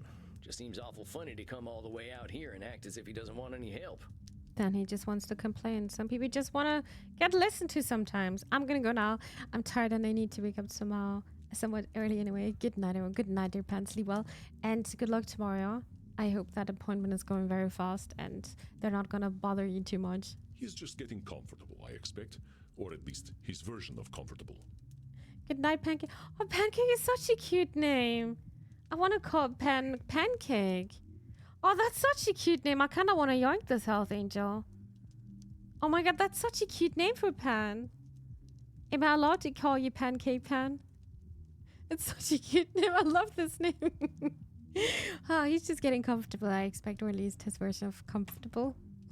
He wants to complain then. I think he just wants to complain. I'm allowing this cute name. Goodbye, Pancake. Have a good start to the new week. Perceptive, son. It's so He sweet. can hardly stop himself, can he? So, what? I just let him complain? Of course. Just give him a starting point to let it all out. It will make him feel better. Well, if you say so. Don't worry, Samuel. You are doing wonderfully. I will release your time now. Okay. Well, are you just going to sit there? No, Dr. Jane. I was just gonna ask how your trip here was. My trip? My trip was bloody wonderful. Until my familiar got a flat tire and I had to fly 30 kilometers here as a bat. Okay, that's quite a lot, but at least you're having wings, right? I hate being a bat and I hate flying. Do you know an owl tried to eat me? Me, a creature that has lived for centuries, treated like common prey. I'm surprised he was even interested.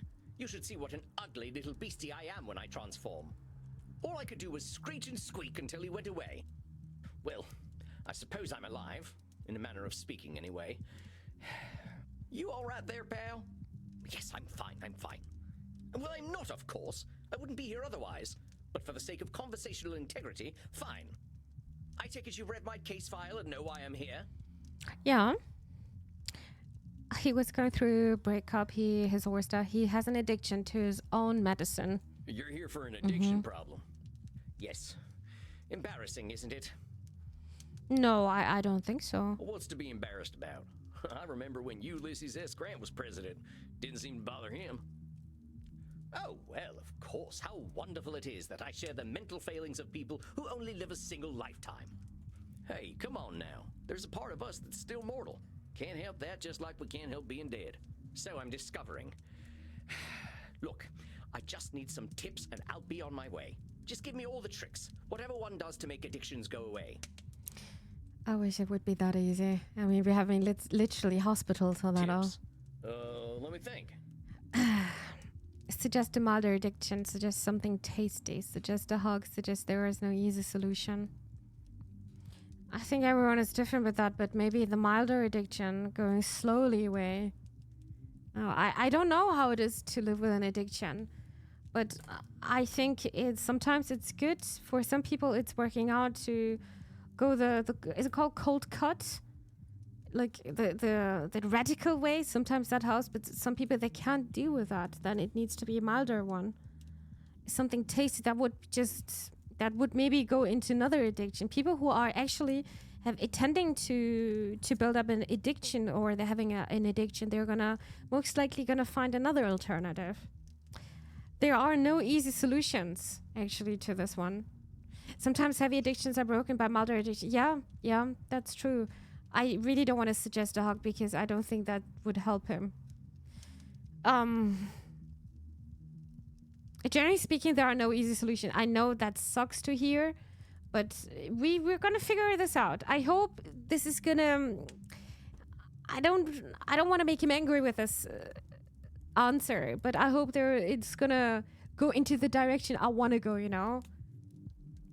Partner, there ain't no tips that'll magically cure you, but I'm here to listen. You know, I never in my life thought anyone would ever call me partner. Like partner, but not with a T. Partner. And I know how you English love your tea. Thank goodness we can still process tea. We cannot live on blood alone. I appreciate the concern, though. I must admit, I rather saw myself above this whole addiction thing. I tell you what, let's not worry about being above or below anything. You're here now, so let's see what we can do. What exactly are you addicted to? It's a form of plasma, a catalytic compound of my own design, a necessary component of my own scientific goals. You're losing me. Well, let me try to make it simple. I have been able to replicate and even alter the molecular patterns that vampiric erythrocyte surface receptors receive. Our unique physiology gives us an increased ligand affinity, which is how we are able to process blood the way that we do. I can extend this receptivity and thus achieve my true goal: synthetic blood, freedom from the hunger that plagues us, and hope for all humanity. Damn, that's actually a good idea. Well, dang, that sounds pretty impressive. Yeah. Doc. Well, it doesn't work without a vampiric catalyst, and that is the plasma I am addicted to. Shoot, yeah. Pathetic, isn't it? I have spent 400 years trying to steal the secret of blood, only to be engulfed by it, like Prometheus walking into a fireplace. Pathetic? Doc, where the heck would you get a word like that? You've come up with a synthetic blood. Man, I can barely get my spurs on some mornings.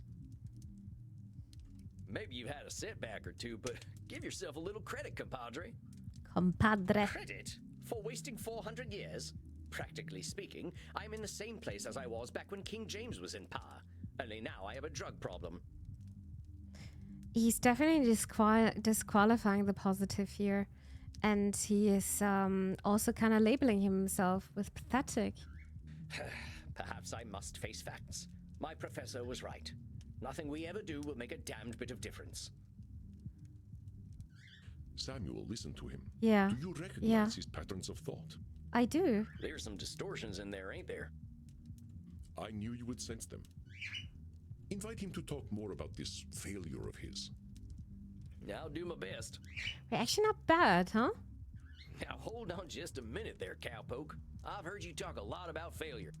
But it sure sounds to me like you ain't thinking clearly if you think you're a failure. I am a realist, that's all. Look at me. 400 years of study and still dabbling with leukocytes. So, I mean, 400 years of study, that's very impressive. That's the positive thing. That's the positive thing. Wait a second, I got a message over Steam. Ah, that is the dare drop I did. I was wondering who's gifting me on stream now, but that was the dare drop I did. Oh, I am oopsie. surely No, the I clicked oldest, somewhere. most well-studied doctor in the world. I should have achieved more than this. Shit statement. Well, who said you should have achieved more? Isn't it obvious? I should have something to show for 400 years of work. 400 years of study is just a fact, not a positive negative. But I would say that's something positive. He put so much effort into it, and now he's just disqualifying this by saying he's a drug addict. But yeah, I also see your point. And what happens if you don't? Absolutely nothing at all. Well, that's my point. That is not as encouraging as you think it is. Ain't meant to be encouraging, just showing you a little reality. So that's the reality check. Well, it's all my fault, really. I cannot seem to motivate my scientists to reach the necessary level of dedication. It's always shocking to me how little urgency mortals have around death. It's all my fault, really. I cannot seem to motivate my scientists to reach the necessary level of dedication. It's always shocking to me how little urgency mortals have around death.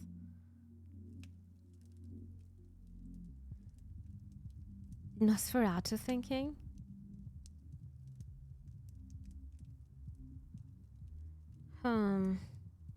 See, it's all my fault, really.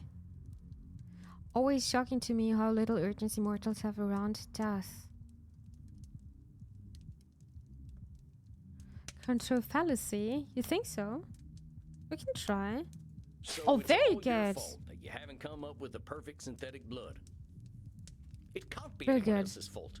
Only I have the skill, the knowledge, and the experience.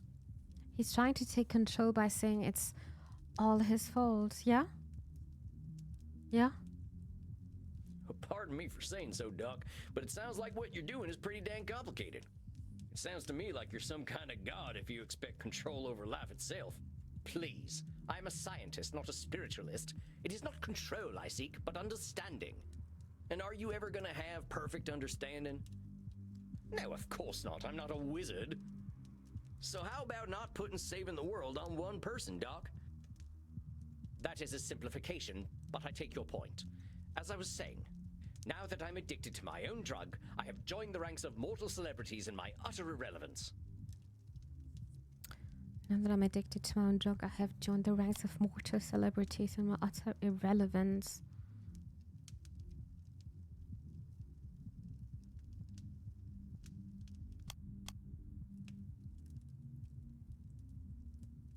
Yeah, it's a bit of labeling here, I would say. This game also needs some kind of Twitch integration, huh? So you guys could vote what we should take here. Join the ranks of mortal celebrities in my utter relevance. You agree, right? Now, why would you go and Here label you go. yourself irrelevant? It was very judging. What else do you call a man who has nothing to show after 400 years? Oh, I drain. reckon I'd call him by his given name. Slapping a label on yourself don't do nothing but weigh you down. No. Come on, Sam, there's some distortions in that whole speech you missed, you dang fool. Oh, tarnation, now I'm labeling. Hey, Cowpoke, you mind repeating all that stuff you just said? I most certainly do mind, but very well. Look at me. 400 years of study and still dabbling with leukocytes. Yeah, I'm still thinking this is disqualifying the positive. I don't know many people who Yeah. would call working with leukocytes dabbling. I mean, I gotta admit, I have no earthly clue what you're talking about. So unless you made up all them science terms, I think you might be doing more than playing with a chemistry set. Perhaps, but if we consider all there is to know about blood, I know precious little. But you know something. Yes, Yeah. I concede I might know something about blood. I would hope so after 400 years. You still got more knowledge about blood than most, whether it's been 4 years or 400 years, amigo. Let's get back to what you were saying, though. Oh, well played, Cowpoke. Perhaps I am being a little dramatic. Yes, I'm aware that in reality progress has been made, enough to get to this point. But I didn't come here to ask for a pat on the back and to be told I'm a good boy. But you are a good boy. You did amazing. That ain't my department, but I hear they do some of that stuff downstairs. Yes, we all know very well that the Continentals are more sexually liberated than we are. But as I say, I don't want all this therapy stuff. I just want to stop using this damn drug. So what's so good about this stuff anyway? Why do you like it? I'm not certain. I don't remember what happens after I take it, but I wake up feeling, how do I put this, alive. Well, that don't sound so bad. A good nap can make me feel like a new man. This is so true. A good nap is just awesome. I'm not talking about feeling refreshed. I mean I feel alive. As if I'm someone else. Someone who lives. And I wake up and find, oh gracious me, I am not depressed. You mean to tell me that you're going to sleep depressed every night? Oh, nothing of the sort. Oh well, I'm glad to hear that. You are assuming that I can simply go to sleep and my global scientific enterprise will run itself. Oh wait just a gosh darn minute. You're telling me you don't sleep? But you need sleep. Yes, it's not as though we can get much deader already, and I have work to do. So you're not sleeping, and you're always depressed. I think we're starting to get somewhere. Oh, don't be such a bumpkin. If you are a sapient individual, aware of the world around you, depression is the only sensible reaction. It has nothing to do with sleep.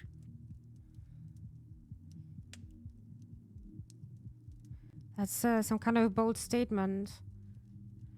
If you're a sapient individual aware of the world around you, depression is the only sensible reaction. It has nothing to do with sleep.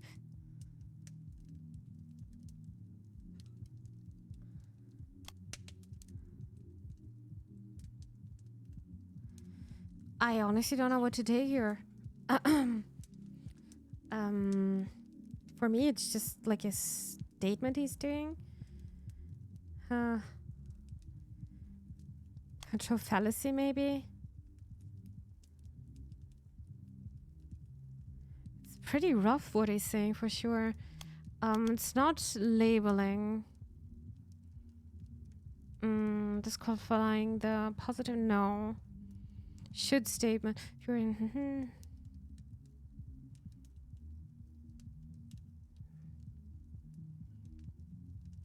It's not right to think in general negative thoughts.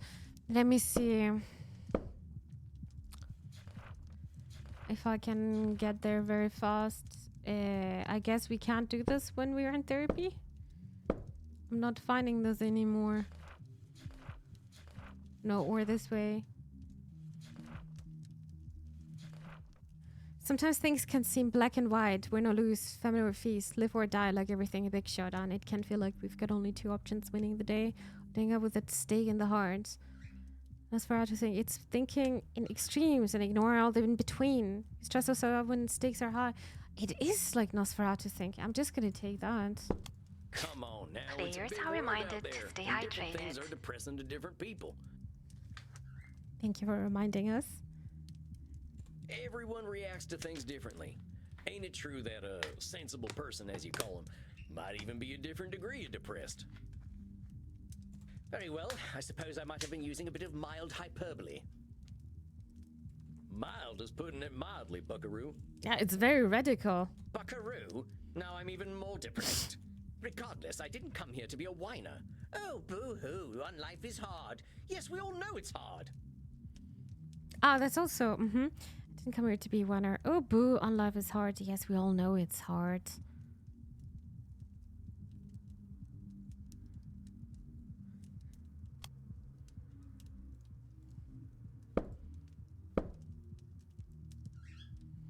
A lot of us bloodsuckers have a habit either of feeling responsibility or soul control, feeling completely hopeless. Thing is, usually neither is true. Hopeless don't mean that we are powerless, and feeling untouchable don't mean we're invincible. My dark powers and my power shall dominate the mortal world. No, it's not this one. Yeah, that's right. Yeah. I wonder if that's possible. Probably. That's also like a rough statement. But it's not, I Dr. Crane guess. is calling himself a whiner for being sad. Oh, it's He labeling! is trying to bully himself into being happy. He has clearly met with minimal success. Regardless, I didn't come here to be a whiner. Oh, boo-hoo, on life is I hard. did not Yes, see we this all as know it's labeling. hard. Now, why'd you say coming Huh? and talking to me makes you a whiner? Is that not what I currently She am? missed that. Sounds to me like you're expressing yourself. Whiner is the word you used. Actually, like, whining. We are in our society, we're using this word so often, I feel like. But that's definitely labeling. I did not see this one here because I'm just so used to it. Yeah, if you want to call it whining, that's up to you. But that's entirely your label. Yeah. Oh, very well. Call it moaning or whinging if you prefer. Moaning, whinging, bellyaching, still all just labels. I don't believe I shall be using the term bellyaching in any case. But as I was saying, in the moments I wake up, I feel free. I suppose it must be what being an ignoramus feels like. I suppose it must be what being an ignoramus feels like.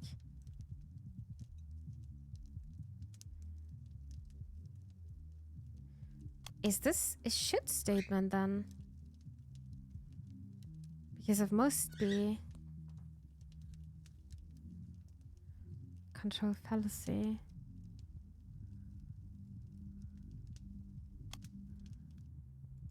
No, it's So, not.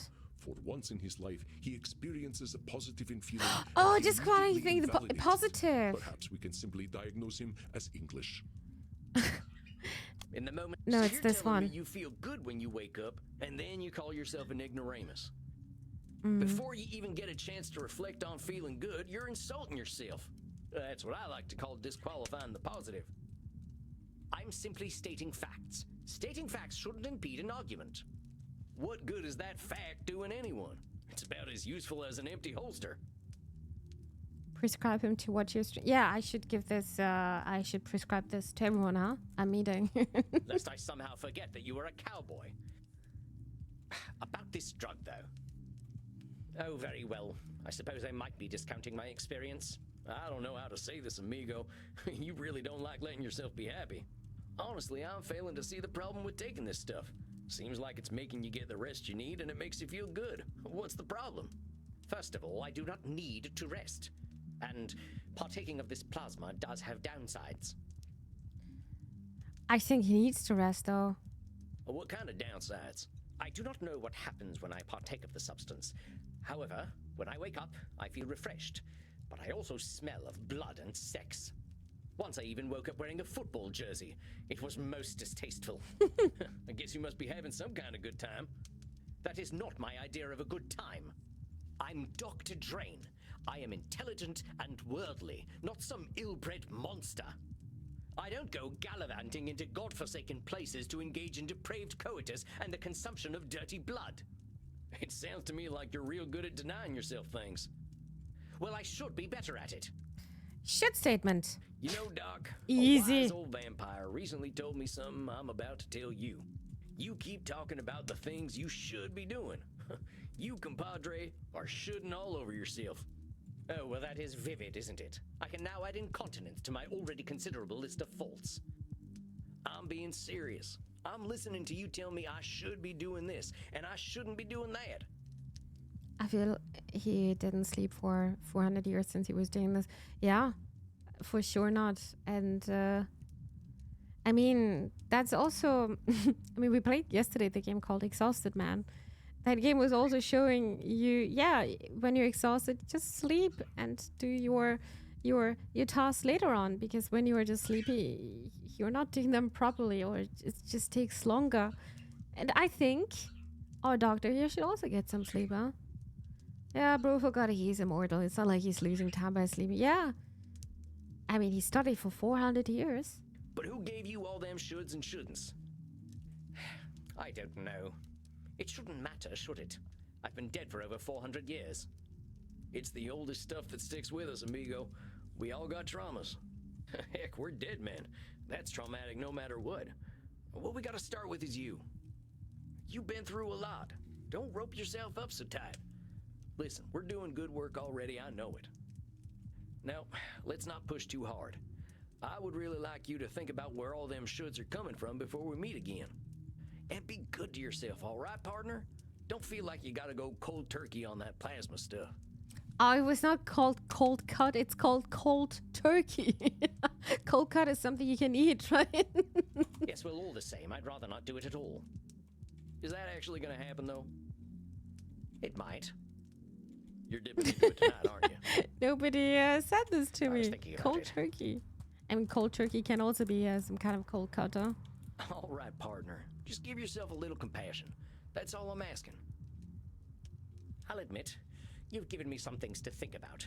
Not pleasant ones, mind. You can handle it, partner. You're way We smarter understood. than I am. That's good. Cold cut. Yes, well, that is certainly true. Very well. I shall do some reflecting, inasmuch as our kind can reflect. I shall see you in precisely 4 weeks then. Farewell, Sam. In 4 weeks. Like my therapy session was at least once a week. Masterfully done, Samuel. I knew you would do well, but that doesn't make me any less pleased. Well, that was a hell of a rush. That fella's holding on tighter than a holster to a gunslinger's hip. It felt real good to help him look at himself a little more kindly. Good, Samuel. Treasure this feeling. Absolutely. But also rest. Go downstairs, get something to drink, relax in your coffin. Next week you shall see a new client. I think they will be an interesting challenge for Oh, you. this was already very challenging. I bid you good evening, Samuel. Rest in peace. You too, Andy. Well, I guess it's time I got me some grub.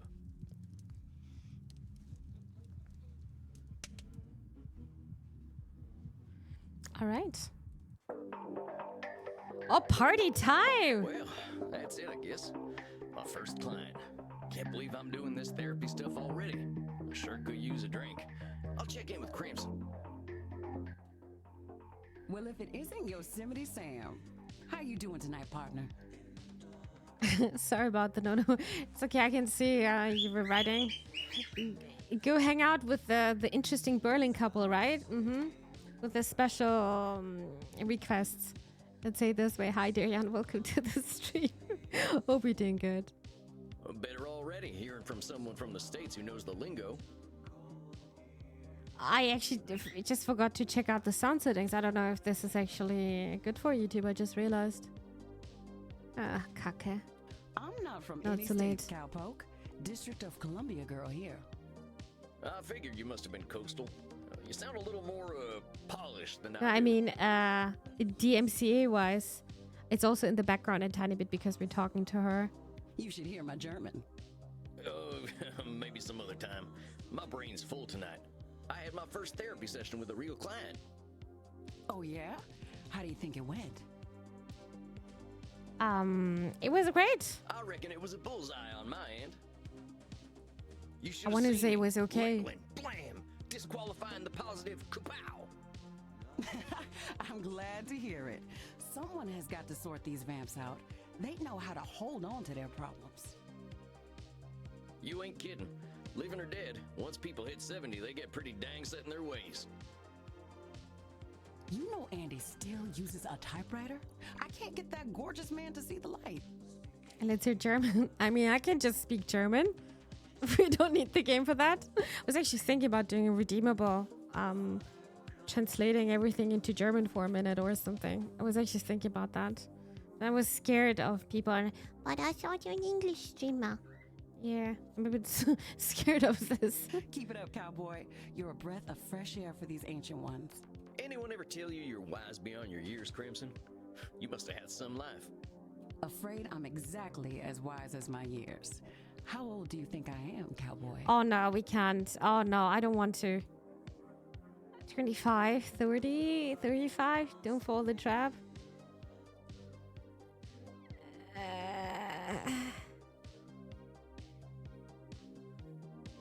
I'm really not good with guessing age. You think she's 35? That's not a bad age compared to 350. Oh, you finished Wolfenstein New Order. Damn, that was fast. Damn, addicted. A young 35. Don't guess. I also don't want to guess. I'm gonna do the gentlemanly thing and not hazard a guess. You would have gotten it wrong anyway. I'm 50 years young. Damn. 50? I died around that age and I looked like shit. But you ain't a vampire. Like I told you, I'm Andy's blood partner. He shares his blood with me too, just not enough to turn me into one of you. Oh. So there's a limit. Otherwise, it's going to turn you into a vampire. Oh, that's maybe the reason why she doesn't have red eyes. I've been 30 for a good while now. But you ain't joining our team? Sounds like a story. Not for tonight, buckaroo. I bet you're thirsty after a big night. Andy told me to give this to you. Blood. Oh, yeah? What is it? Oh. We had a group of Americans come in last week who donated their blood. Andy can't stand the stuff. He says the blood glucose levels are too high, but he thought you'd appreciate it. Sugar. Oh, it ain't so bad. I gotta ask, though, what does Andy's blood taste like? To me, it tastes like life itself, cowboy. I ain't sure I understand. Never you mind. Look, Tex, I've got some customers to serve, so go enjoy your juice, okay? Oh, of course. I'm keen to get some rest anyway. You have yourself a fine night, Crimson. All right, we're gonna get a complicated patient tomorrow. Scared of that. Hope it goes well. You could tell she was 25. She would love it. My incredible protege. Probably, yeah. Oh, come on now. I have no idea what I'm doing. Evidence stands against that reasoning, my friend. Do we need to talk about disqualifying the positive again? Wait a second, dudes. No, you're joking, right? Actually, Americans smell like bacon when they're cremated because their diet is so high in sugar. No, you're joking, right? Where do you have this information from, dudes? What? It's a bit disgusting to think, oh, look at Zazu, booty. Oi! My little flex boy. He's so cute. I could kiss him all day long. Hi, little boy. It's super disgusting to think about. Where do you have this information from, dudes? I don't even know how to Google this one. I'm scared. So it's...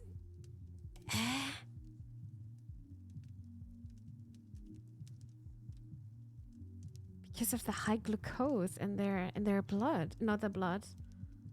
I don't Google for it stuff. I stumble on... Yeah, but I need to verify this somehow. And I am scared of Googling this one. I'm really scared. All right, I get it. I guess I've been muddling through okay. I'm just wondering where you got this information I from. hope you are ready for a bit of a challenge tonight. Your next client has been known to be somewhat difficult. Oh, no, I don't like difficult. Here, look at her intake form. Oh, no. Isabella Deste. Dang, she's got some funny tasting hats. Age 550, gender female, origin Renaissance, intake information. Isabella d'Este was a key figure in the Italian Renaissance, funding the works of Leonardo da Vinci, Andrea Mantegna, and Michelangelo. She received a humanist education and knows much about history, art, music, and philosophy. She comes from a highly aristocratic background, but has endured considerable family issues through the generations. She states that she is undergoing an existential immortality crisis, suggesting that her life and unlife have both been meaningless.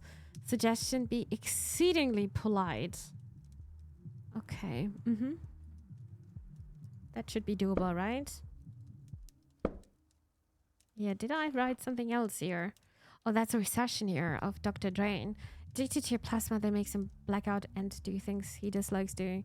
Likes logical approach, he doesn't sleep, irritable, maybe because he's not sleeping, loves should statements, and maybe a fair amount of disqualifying the positive, obsessed with work. Doesn't seem to like vampires. Next time I should figure out what the heck the plasma stuff actually does. I wanted to read more about the entry though. I guess nothing to read here. Okay. Oopsie, I pressed there again. I think you should get along quite well then. Walked right into that one. Isabella is not your average vampire. She was once the powerful matriarch of one of the most influential families in Europe. She fraternized with popes and kings, and she also wielded great power over the art world. Some say. One of them highfalutin types, huh? I don't think she's gonna like me much. She is as human as any of us, Samuel. I already know you will find a way to relate with her. Hopefully. If you say so. Remember, you can always seek my advice if you feel lost. You are not alone. But I hear the beating of elegant wings. Breathe, Samuel. Oh, and do be polite. I will. I'm always polite. Goodness. So you are the new therapist Andromachos told me of. I was not expecting someone so rugged. Rugged. Sam Walls at your service, ma'am. You are a therapist. Mm-hmm. Well, that's what I'm here for, ma'am. Enough with this, ma'am. I am not running a whorehouse. You may call me Senora. Senora? Alright, Senora. Alright, Senora. Alright, Senora. All right, Senora. You have seen my what? Have you been peeking under my skirts, young man? What? No. Huh? What are you talking about, lady? Senora. Say it. Signora. He's American, it's okay. Signora. Senora. Signora? Porca miseria, this is not going to be easy, is it? Therapy ain't never easy, Senora. Oh, there it is. So, therapy is always easy then. I said it ain't never easy, Senora. Is therapy easy or is it not?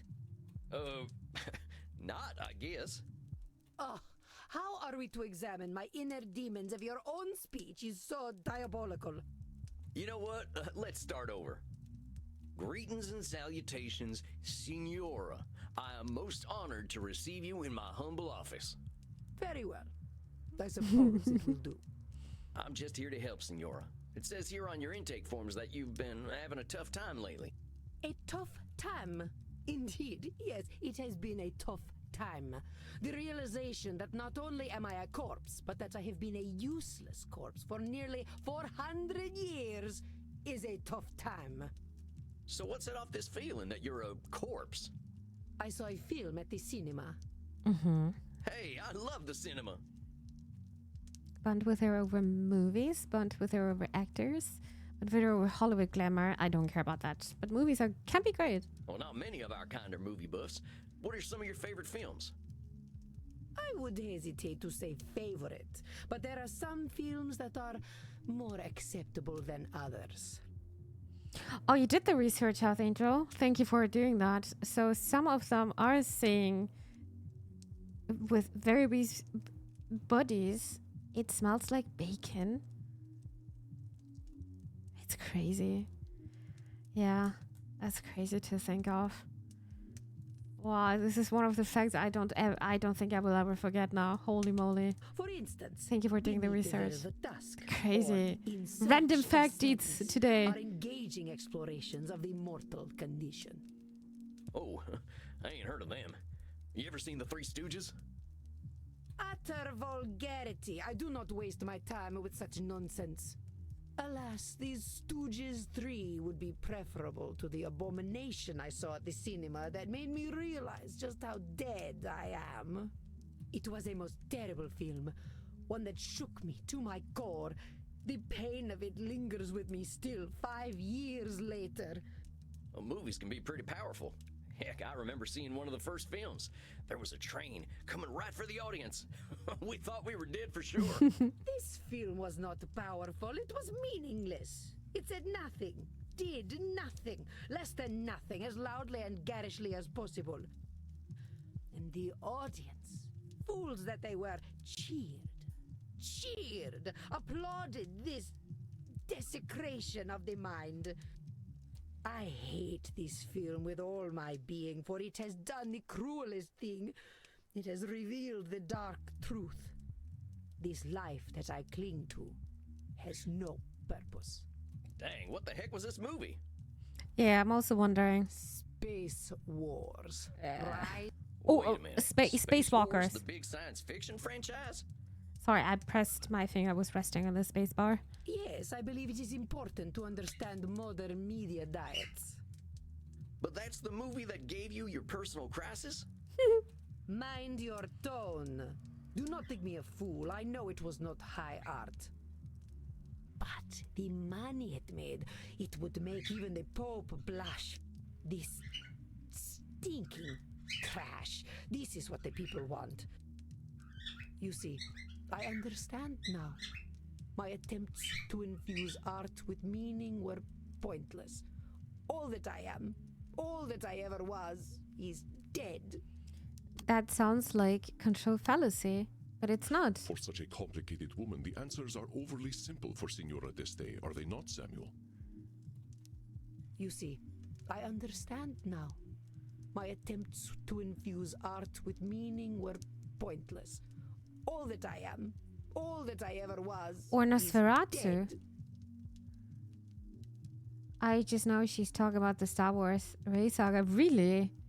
Would be so funny. So my attempts to infuse art with meaning were pointless. All that I am, all that I ever was, is dead. Meaning were pointless. My attempts, also her. Is this labeling done? No. For such a complicated woman, the Okay. answer... Yeah. I understand now. I already took My attempts control to fallacy infuse deeds. art It's with not working. meaning It didn't were work out. Pointless. All that I am. You don't There seem it that is. dead to me. We're having this conversation, ain't we? You ain't just lying there decomposing. It is no different. I might as well be rotting in the ground. I think you might get pretty bored. Are you getting smart with me, boy? No. Look, I'm just talking facts. If you're saying all you are is dead, I think you might be doing some Nosferatu thinking. It ain't black and white. You're here. But let's go back to what you were saying. Black and white or extreme. Yeah, I should really not forget the one. Really good point. There does. Once, Hmm. I elevated art, and all the world benefited. Why have I lost my power to elevate art now? Is this now the control one? All the world Yeah. benefited? There's a lot of people, and they got a lot of different preferences. You can't get them all, can you? But I could, once upon a time. You can't reach everybody, Signora. I hadn't even heard of the Mona Lisa until about 1911. Damn. Did you have any schooling whatsoever? No, I didn't. But I don't think anyone in my time knew about the Mona Lisa either. Oh, how wonderful. You add to my despair. I'm saying you can't reach everyone, even in your own time. That is true. I doubt the rabble had much of an opinion about the so-called great masters. We only know what we know. But you were saying. It was all for nothing. What good was guiding Da Vinci when they sell the Mona Lisa on beer coasters? Was all for nothing. What good was guiding Da Vinci when they saw the Mona Lisa on beer coasters?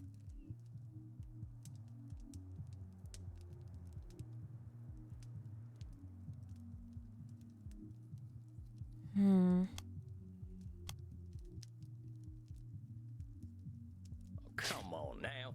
Just because the Mona Lisa's been on a coaster doesn't mean that's all it's ever been for. This kind of yeah, I think this goes into the right direction. Phenexa could play Half-Life 2 crazy mod with stream integration. Oh, my backlog is way too full for this, Health Angel. Maybe one day. Could be probably fun. With oh, you said Steam. Wait, I said stream, right? Not Steam. I mean, everything is probably on Steam. I think you might be downplaying just what an impact you've had on the world. The world needs no help from me to reduce my life's efforts to cheap commodities. So just because something gets printed on a t-shirt, that cancels out everything that's good about it? Yes, that is exactly what it does. And I thought I was good at disqualifying the positive. It should not be so. Art should have meaning, purpose. Beauty should expose truth. Oh boy, shit. You're saying art should have meaning and purpose. But does all art No. need those things? No, definitely not. What is the purpose of creation otherwise? How about if I just like doodling? Ain't that a good enough reason to draw? It is a pointless reason. Okay, Isabella. Or maybe I want to do something pointless. All I'm saying is that I don't have the same shoulds you do. Perhaps you should. But I don't. I'm gonna do what I'm gonna do. Which is speak like a peasant. Look at her face. Heck, that's what I am, Senora. Ain't nothing gonna change that reality. Let's get back to what you were saying. But it seems I am just a dead woman. A walking corpse who is not worth listening to. I should walk into the sun.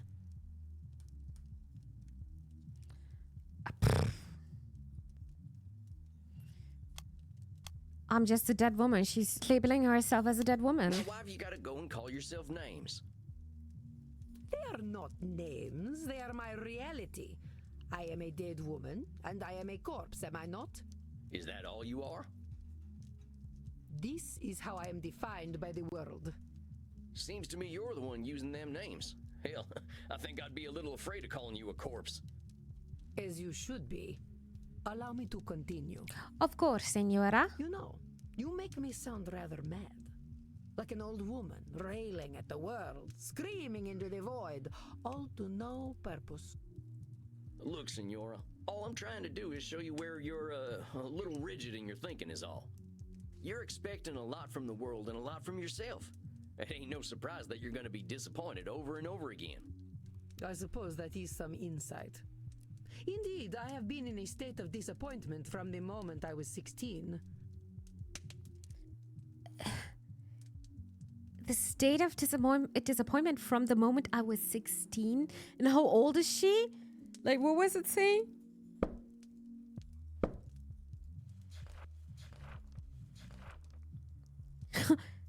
Well, she's feeling this way since a couple of years, huh? Holy moly. What happened when you were 16? I got married.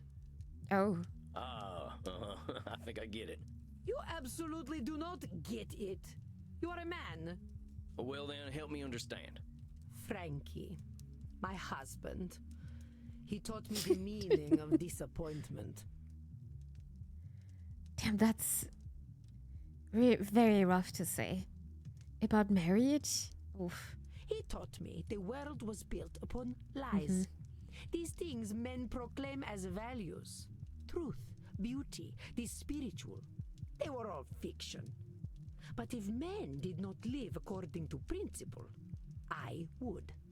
I would set the example and shame them all. She needs to learn from Reinhardt how to be goth. I think that's a long way to go there. I think she's a very proud lady here. Yet, what a fool I have been to think humanity had greater aims. So, what's this greater aim you're talking about? Please.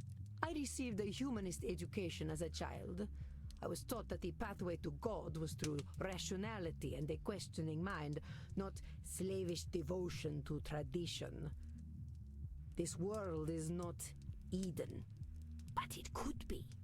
Or so I thought. So you're talking about a literal pathway to God? No, fool. A pathway to godliness. To live according to our natures. Our true natures. You mean being nudists? You mean being vampires? You mean being Italian vampires? You mean being vampires? Come now, boy.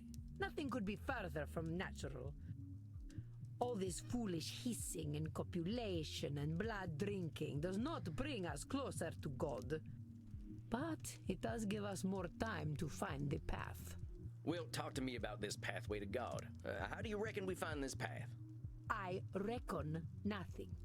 I've always known that we can find our way back to God by fulfilling our human potential to be the greatest souls possible. I've always known that we can find our way back to God by fulfilling our human potential to be the greatest souls possible. So what happens if we don't become the greatest souls possible? Then godliness is denied to us, as it should be. So either we ascend or we're nothing, huh? Isabella is so radical, huh? I am glad to hear you are not as foolish as you look. Oh, let's be honest, senor. Plain folks like me ain't got aspirations of being as good as Jesus Christ. Ain't he supposed to be a forgiving sort anyway? Let's just get back to what you were saying. I have always known we must master ourselves and our baser instincts. Virtue must triumph over vice. Control? You've been around a while, senora. In all that time, when have we mastered ourselves and our baser instincts? She definitely is a greater than thou rich person. Yeah, it's I feel like it's quite hard to talk to her. Like, she's expecting, for example, I wanted to say this at the beginning, but she's expecting us to be super, super polite to her, but she is I feel like she's looking from above to us, you know? Not a single day. Men especially have no bottom to their depravity. All right, fair enough. So us fellas have disappointed you every day for a few hundred years, right? Ain't that proof that nothing you do is gonna change that? An evil thought, Mr. Sam Walls, but true, I concede. We're in agreement then. It's a little bit of a control fallacy to think that's gonna change because of you. Well, let's keep going. I have always known that the earthly lives we lead are disgusting, and only war and death can come of them. I always known that the earthly lives we lead are disgusting. Pooh, I actually don't know what to take here. That's so radical again. I would take Nosferatu.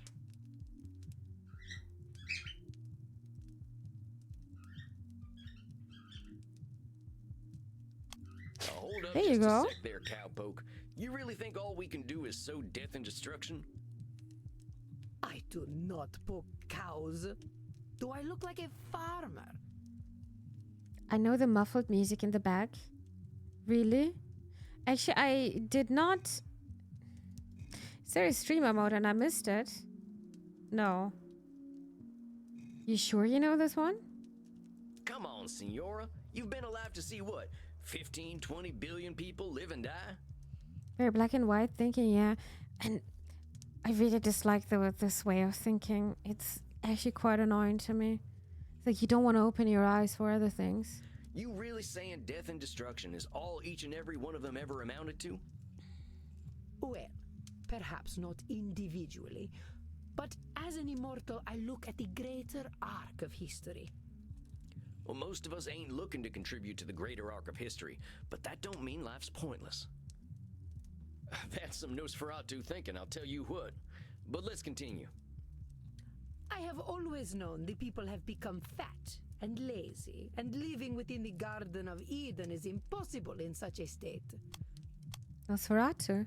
No? Our esteemed client is very good at coming up with names for others, isn't she? Labeling. Perhaps you can call her out on this behavior. Yeah.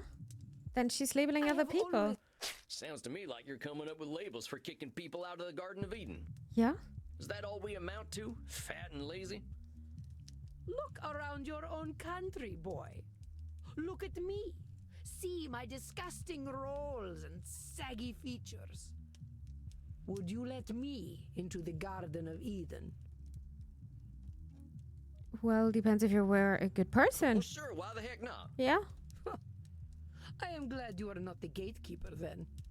You rather have a gatekeeper who wouldn't let you in?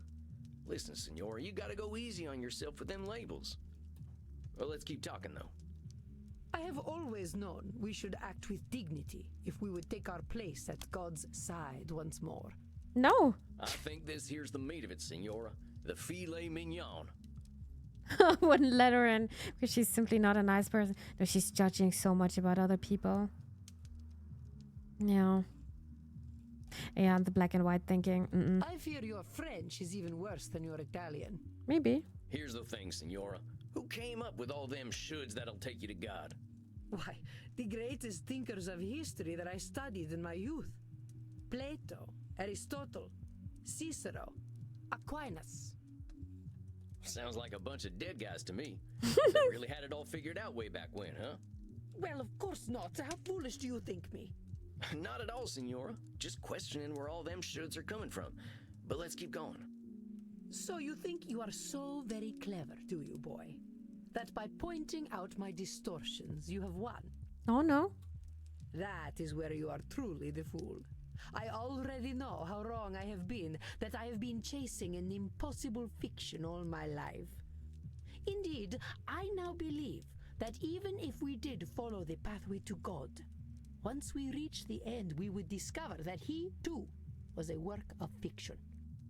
When I say God, I mean goodness, propriety, intelligence. God himself is a lie. But still, she is wants to have a gatekeeper for the Garden of Eden. I see. So you've lost your faith. That's the point, yeah. She's spitting the facts now. She lost her faith. Yes, it has crumbled to dust, much like myself in this fat, wretched old body. Beauty and truth are lies. Ideas developed by ugly men to justify their existence. While we occupy ourselves chasing those ideals, they create space wars to leech our money and our vitality. Oh yeah. Oh yeah, this is how it started with the Space And to Wars. think, they call me judgmental, while they created the false ideal to judge against. You know what Isabella could use? Good sleep, hiking a bit, and getting some good food. Or some of that plasma drug from the... I think I would prefer my suggestion, actually. You don't think I'm judgmental, do you, boy? Absolutely, you're doing nothing but judging. I've never seen anyone judge more than you. I mean, I did not talk, but you're doing nothing but judging. I wouldn't put it that way exactly. Oi! All right, yeah. 25 euros. Thunder. Die, thunder. Thank you so much, Raga. Thank you so much for the donation. Oh, that's a nice surprise. Oh, that's a very, very nice surprise. Thank you so much for the donation. A thunder. Thunder. Wait, is that a song? Do you know the song? Wait, why is Newbie reacting to this one? Maybe it's a song. Thank you, Riker. Thank you so much for the 25 euro. I really, really appreciate that. Dankeschön. Thank you. Good evening to you. And happy Sunday. Hope you're doing good. Come on, Mimi. Which song is it? Thunder. Dad. I don't know. You know this one? The voice is too fast. Wait a second. By who's singing the song? Wait a second. Thunder. Wait, thunder. But I can't write thunder da. Riker strikes like that. Kinda, yeah. But it's a song? Come on, baby. I feel so bad for not knowing this song. It's saying Thunder, Imagine Dragons. AC/DC. Thunder. Dada. Can someone link the song into the chat?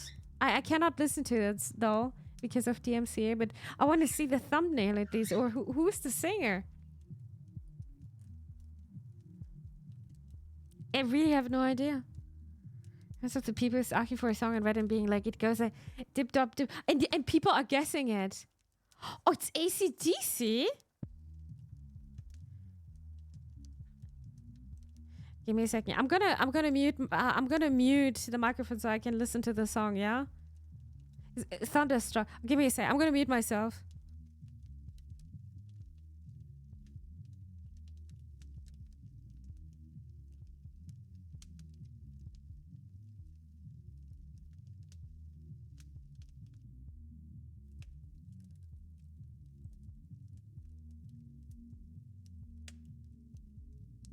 Okay, I know the song. Riker. Dankeschön. Thank you. Of course I know this song. Goodness, yeah, I just opened YouTube on my phone. Of course I know this song. Oh goodness, okay. I think everyone knows the song, but I'm so bad with titles and names. But yeah, I think everyone knows AC/DC, I guess. Dankeschön, Raga. Vielen lieben Dank. Thank you very, very much for the donation. Thank you so much. I'm so sorry. I did not recognize the song. Justin is singing too fast. I feel like... Besides, all I right. ain't gonna call your names. In fact, that's where I think I want to challenge you. Oh, God. Oh, he puts it. Oh, I already closed it on my phone again. It's AC/DC Thunderstruck. It is. You also know this, Des. Senora, I think the person you're judging more than anyone is yourself. Dankeschön, Raga. Thank you so much for the donation. Thank you. I know you got raised with all them high ideals, so of course you're getting disappointed when nobody can reach them. That's some heavy pressure, not just on them, but on yourself. Oh, God. I'd ask yourself what all that pressure's doing for you. Is it bringing you any satisfaction? We can't always control what things are going to be. This is not acceptable. This is not acceptable. She's losing control a bit, right? God, I can definitely see myself here. Hi there, Nathaniel. That was PP for tonight. Now for a bit of our vlog here before bed. I hope everybody's doing good. I'm actually doing really good today. I had a fantastic day and I'm actually super tired. I'm gonna sleep well tonight, I feel like. Send it to Discord. That's super kind of you as well, Raga. Thank you. I'm pretty sure Des is also gonna recognize this one. Everybody knows, but like I listened. The first melodies I instantly knew, okay, it's this song. It just took me a bit longer because I'm seeing the ads on my phone. That's why. Thank you, Raga. Thank you very, very much. I got some bad news for you, Senora. Trash, but it's okay. Power to change the world on our own. Not even a clever lady like yourself. I suggest we start working on ways of helping you find a way to accept the world for what it is. But the world is base and unworthy. Remember that term I told you about? Nosferatu thinking? Mm-hmm. You're gonna strip all the color out of the world if you keep doing that. The world's a lot more than just base and unworthy. Nosferatu thinking. I am not used to having my own thoughts thrown back at me. Well, that's why you're here, ain't it? Is it really Thunderstruck? Struck from AC/DC. I don't hear it, although it's been hit. It is. There is actually another song. I think I heard it a couple of years ago in radio. It's like thunder, bum bum bum bum, but that's Imagine Dragons. I think. I don't remember. I think it was Imagine Dragons. I'm not an Imagine Dragons listener though. But I thought it's this one first, and then the da da da da confused me. I ain't gonna help you change the world, Senora. All I can do is help you find some other perspectives. Yay, happy to hear. You deserve a great day finally. You're always such a positive. Oh, you're sweet. Awiki was also way above average. I'm glad to hear. I'm glad to hear. So hopefully we're having all the positive vibes for the upcoming week. I hate to think about Mondays, but I really had a very, very nice weekend as well. You were at Wacken? Really? How was it, Riger? I saw all the news were kind of filled with that. Oh, that's cool, Riger. It's really, really nice. Oh, you must be so exhausted then. Was it this weekend or last weekend? I don't remember. Yeah, Wacken is the biggest heavy metal festival in Germany, and it's very, very big actually. Imagine Dragons also has a thunder song, right? It's not that kind of no. I also don't think they're a good singer. Oh, insane! No words, Phoenix. I'm so glad you had a very nice experience again. Are you going every year? Wait, you said this right again this year. I'm so glad that you enjoyed yourself. I'm so glad. Festivals are really nice, especially when you're meeting up with people who are having the same music taste. And yeah, Wacken is definitely one of the biggest events in Germany. This is so sad. Can we get... Why is this so sad? Why is this so sad, Thucky? It's nice. Yeah, Wacken is actually super, super huge in Germany. I have no idea how many people are going, but if you're looking at pictures, it's impressive. You went 2018, 19, and then 22 and 2024. Oh yeah, I mean, 2020 was the COVID year. That was a bit harder. And I guess it was also affecting 21. Damn, you went there 4 times. Crazy boy. Oh my God, you must be so exhausted though. But the good kind of exhaustion. Oh, that's amazing, Riger. I'm very happy for you. I'm very, very happy for you. Are you going there with your friends? Probably, Players right? are reminded to stay Oh, hydrated. Karika. Thank you so much for reminding me to drink something. Stay hydrated, chat. I suppose there is a certain simpleton's wisdom in the way you speak. Welcome to the stream, Karik. Hope you're doing good. Thanks. I guess. Yes. Very well, boy. I will Boy. consider what you have said. We will meet again in exactly 4 weeks. Do we have an understanding? Sure, but I really wonder, why do we have to meet in 4 weeks? Like at the end of the therapy session, when the therapist is thinking, okay, you're already doing well, then we don't have to see each other like every week. But 4 weeks, I think the maximum was 2 weeks for me though. But I guess everyone is different. Yes, indeed, Senora. Ugh. Please learn to speak properly by then. What? Well done, Samuel. I believe you handled Senora Deste quite well. I think so as well. No, only tiny mistakes. You kidding? That lady straight up hates my guts. I've only been to Splash and Frauenfeld. I've never heard of Frauenfeld actually. 4 weeks is nothing when you're 500 years old. True. Samuel, True. if Isabella Deste hated your guts, she would not be shy about telling you so.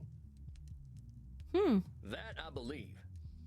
The older we get, the harder it is to gain a different perspective.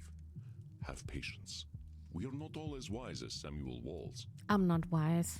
Guess it's just that simpleton's wisdom, as the Signora called it. Do not adopt her labels, Samuel. I will not stand for it. I know she was a challenge, but you rose to it as I knew you would. I think you deserve a night of hard drinking. Oh, cheers, Chad. You don't need to tell me twice. Hard blood All right, drinking. Andy. I'll see you later then. Indeed, Samuel.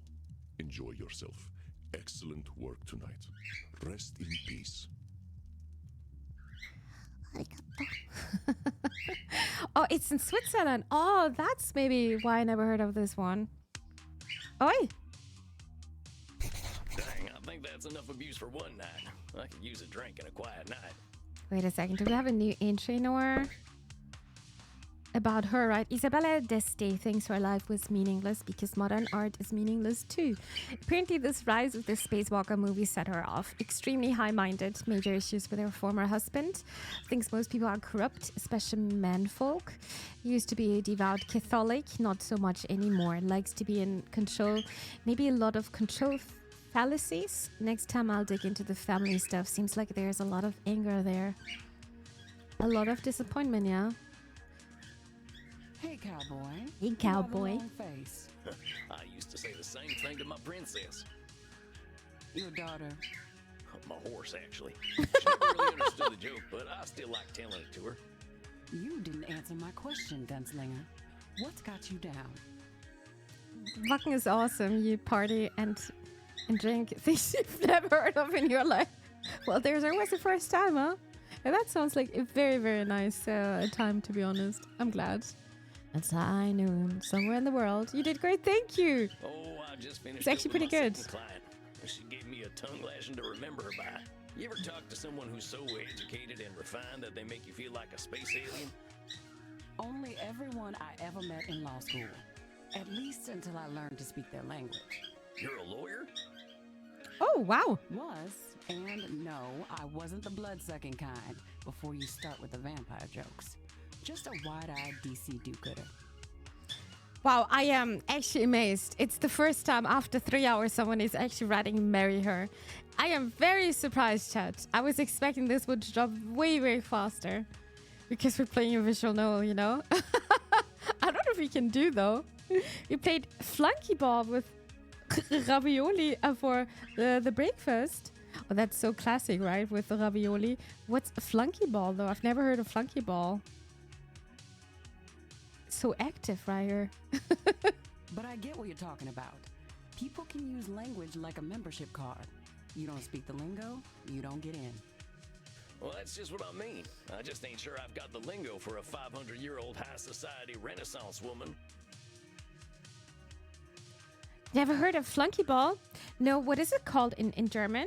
Shame on you. What is Flunkyball? Wait a second. I can quickly Google that one. Maybe I know it, but I just don't know what Flunkyball is. Flunkyball.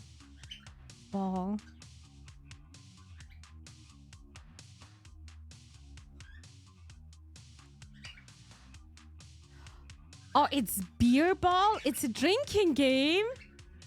Oh, no. No. Right, it's because I'm not drinking at all. Maybe that's why.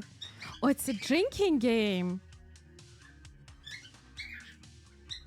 It's in German. It's called Bierball as well. I've never heard of that. I've never heard of that. Considers herself at least part German and doesn't know Flunkyball. She might even. I really don't know because I'm not drinking at all. No, I've never heard of that. Never. And she's too wild to be a wifey. Interesting. So you want to have someone more calm to marry? Huh. Phenexa is getting educated about it today. I'm learning so much, dude. Well, how do you think your session went? Think she heard you? For a newbie has to always play flunkyball for me. No. No. I've never heard of flunkyball before. So you think she hurt you? So it was awful. I think she hurt me, at least a tiny bit. Well, she did say that I'd given her some stuff to think about. And to tell the truth, she seemed kind of embarrassed about that. Wikipedia only has flunkyball in Dutch and German articles. I've also never heard of it though. Thank you. And you're drinking, right? Yeah. Yeah, it's a drinking game. I never played, guys. I've never played a drinking game in my life. I've never did that. Because I really don't like the taste of alcohol. No. So what? If she heard you, I'd take the W, cowboy. Take the W. What, the wagon? I'm really I'm so sorry, Raka. I'm very sorry. Yeah, I've never played a drinking game. The win, Gramps. Maybe she isn't gonna relate to you, but that doesn't mean she can't hear you. It's also because I was never invited to many parties. That's the thing. My last party is many, many years ago. Never heard about it as well, but I know Countess Danish. Oh, okay, of course. You're probably right. I guess I'll take the W. And while you're at it, I'll take some B too. That's blood, see? What are you in the mood for? Men? Women? Something a little more off the beaten path? I think I'll have some takeaway tonight. What have you got? Here, try A this. Bloody Mary. Should put some color in those cheeks. I'm so funny. You really ain't squeamish, huh, Crimson? Nah, healthy blood never hurt anyone. I've been hanging around vampires for 20 years, and they aren't so scary. Not even Bert? What, that old pointy-eared teddy bear? He's a total sweetheart, unless someone gets aggressive or touchy with the customers. What does he do then? They get a stern warning. And if they don't listen? Why, then he eats them. Okay. Well, maybe he is a teddy bear. I met Teddy Roosevelt back in the night, and I'm pretty sure he would have done the same thing. Speaking of which, I got to thirst something fierce. I think I'll head back to my coffin for a little rest. But you have a good night, Crimson. You too, Sam. Don't let the Draculas bite. Time to crack open a warm one. Well, this looks so comfy, right? That's the good stuff. Now, maybe I can find a quote from one of my favorite books that'll help give me a little inspiration. Or I could watch the Three Stooges hit each other a whole bunch. Or I could just go to sleep. What's it going to be, Sammy boy? Read some Thoreau. My profession is to be always on the alert, to find God in nature, to know his lurking places. I always like that quote. I ain't a God-fearing kind, but it's true. There's a natural beauty behind the man-made world if you know where to look. Isabella D'Este's all culture and breeding, but underneath, she's got her vulnerable and beautiful humanity too. I just gotta remember that. All right, that's enough for one night. Time for some rest. I hope my next client will be a little easier. Actually, she was okay, Isabella, today. She wasn't too bad. In the next con, I'll show you what flunkyball is. This is not for Wegener. I can imagine. Yeah, maybe that's going to be my first game then. Good evening. I am glad to see you looking so fresh and well slept. I just saw that we reached a checkpoint, so maybe this is a good point to turn back to the main. I hope it's throwing us back to the main title. And it is. Because it is quite late, my fellow vampires. And I think it's time to rest in peace, to go into our coffins and, at least for me, get some rest for the next sessions. I forgot to know that was autosave though. I just saw it over there. Yeah, and yeah, I think so. I was for many hours outside today. Oh, Raiga, you're amazing. Oh my god, thank you so much for the 20 gifted. You are crazy. Thank you very, very much. Ah, Raiga, vielen lieben Dank. That's insane support. Goodness, you gifted me this month 170 subs. Thank you. You're so generous with me. Thank you so much for supporting my channel. Yeah, only this month. He's crazy, huh? I can also see 500 gifts of you're crazy. Dankeschön, Raiga. Thank you for the support, Rag. I really, really appreciate it. Dankeschön. Vielen Dank. It's crazy support, actually. Crazy amount. Thank you very, very much. I really, really appreciate it. I definitely hit my sub goals today. Please make it 175. It's a much neater. Oh, you don't like? I know. I like 170. It's so smooth. Like no. Oh, I know what you mean. No, it's good. No, I think this is good. Thank you, Riger. What 170? You. What? Oh my god, you know what the hell is going on? Is this a bug? Am I still streaming? What? You gifted... You gifted 20 again and then 10 again? My god, Riker, thank you very, very much. Thank you so much for gifting 50 subs today. I feel like this is my birthday. Thank you so much from the bottom of my heart. Thank you, vielen lieben Dank. It's not a bug, it's a feature. I really thought it's a bug here. Then I saw the counter on top with 200. My god, Riger, that's insane. Easy dodge numbers. Wow, you're actually checking this out. Ach, Thuggy. That's okay. Please, you guys should never feel like I need to subscribe to Phenexa. It's really alright. It's completely fine. It's like people who are tuning in. This is means a lot to me. Really, it does. Thank you so much. Thank you so much, dear Riger. You're insane. Published become my too. I'm getting better though. Actually, I should start my workout again. No, I would never, Knabbers. Absolutely never.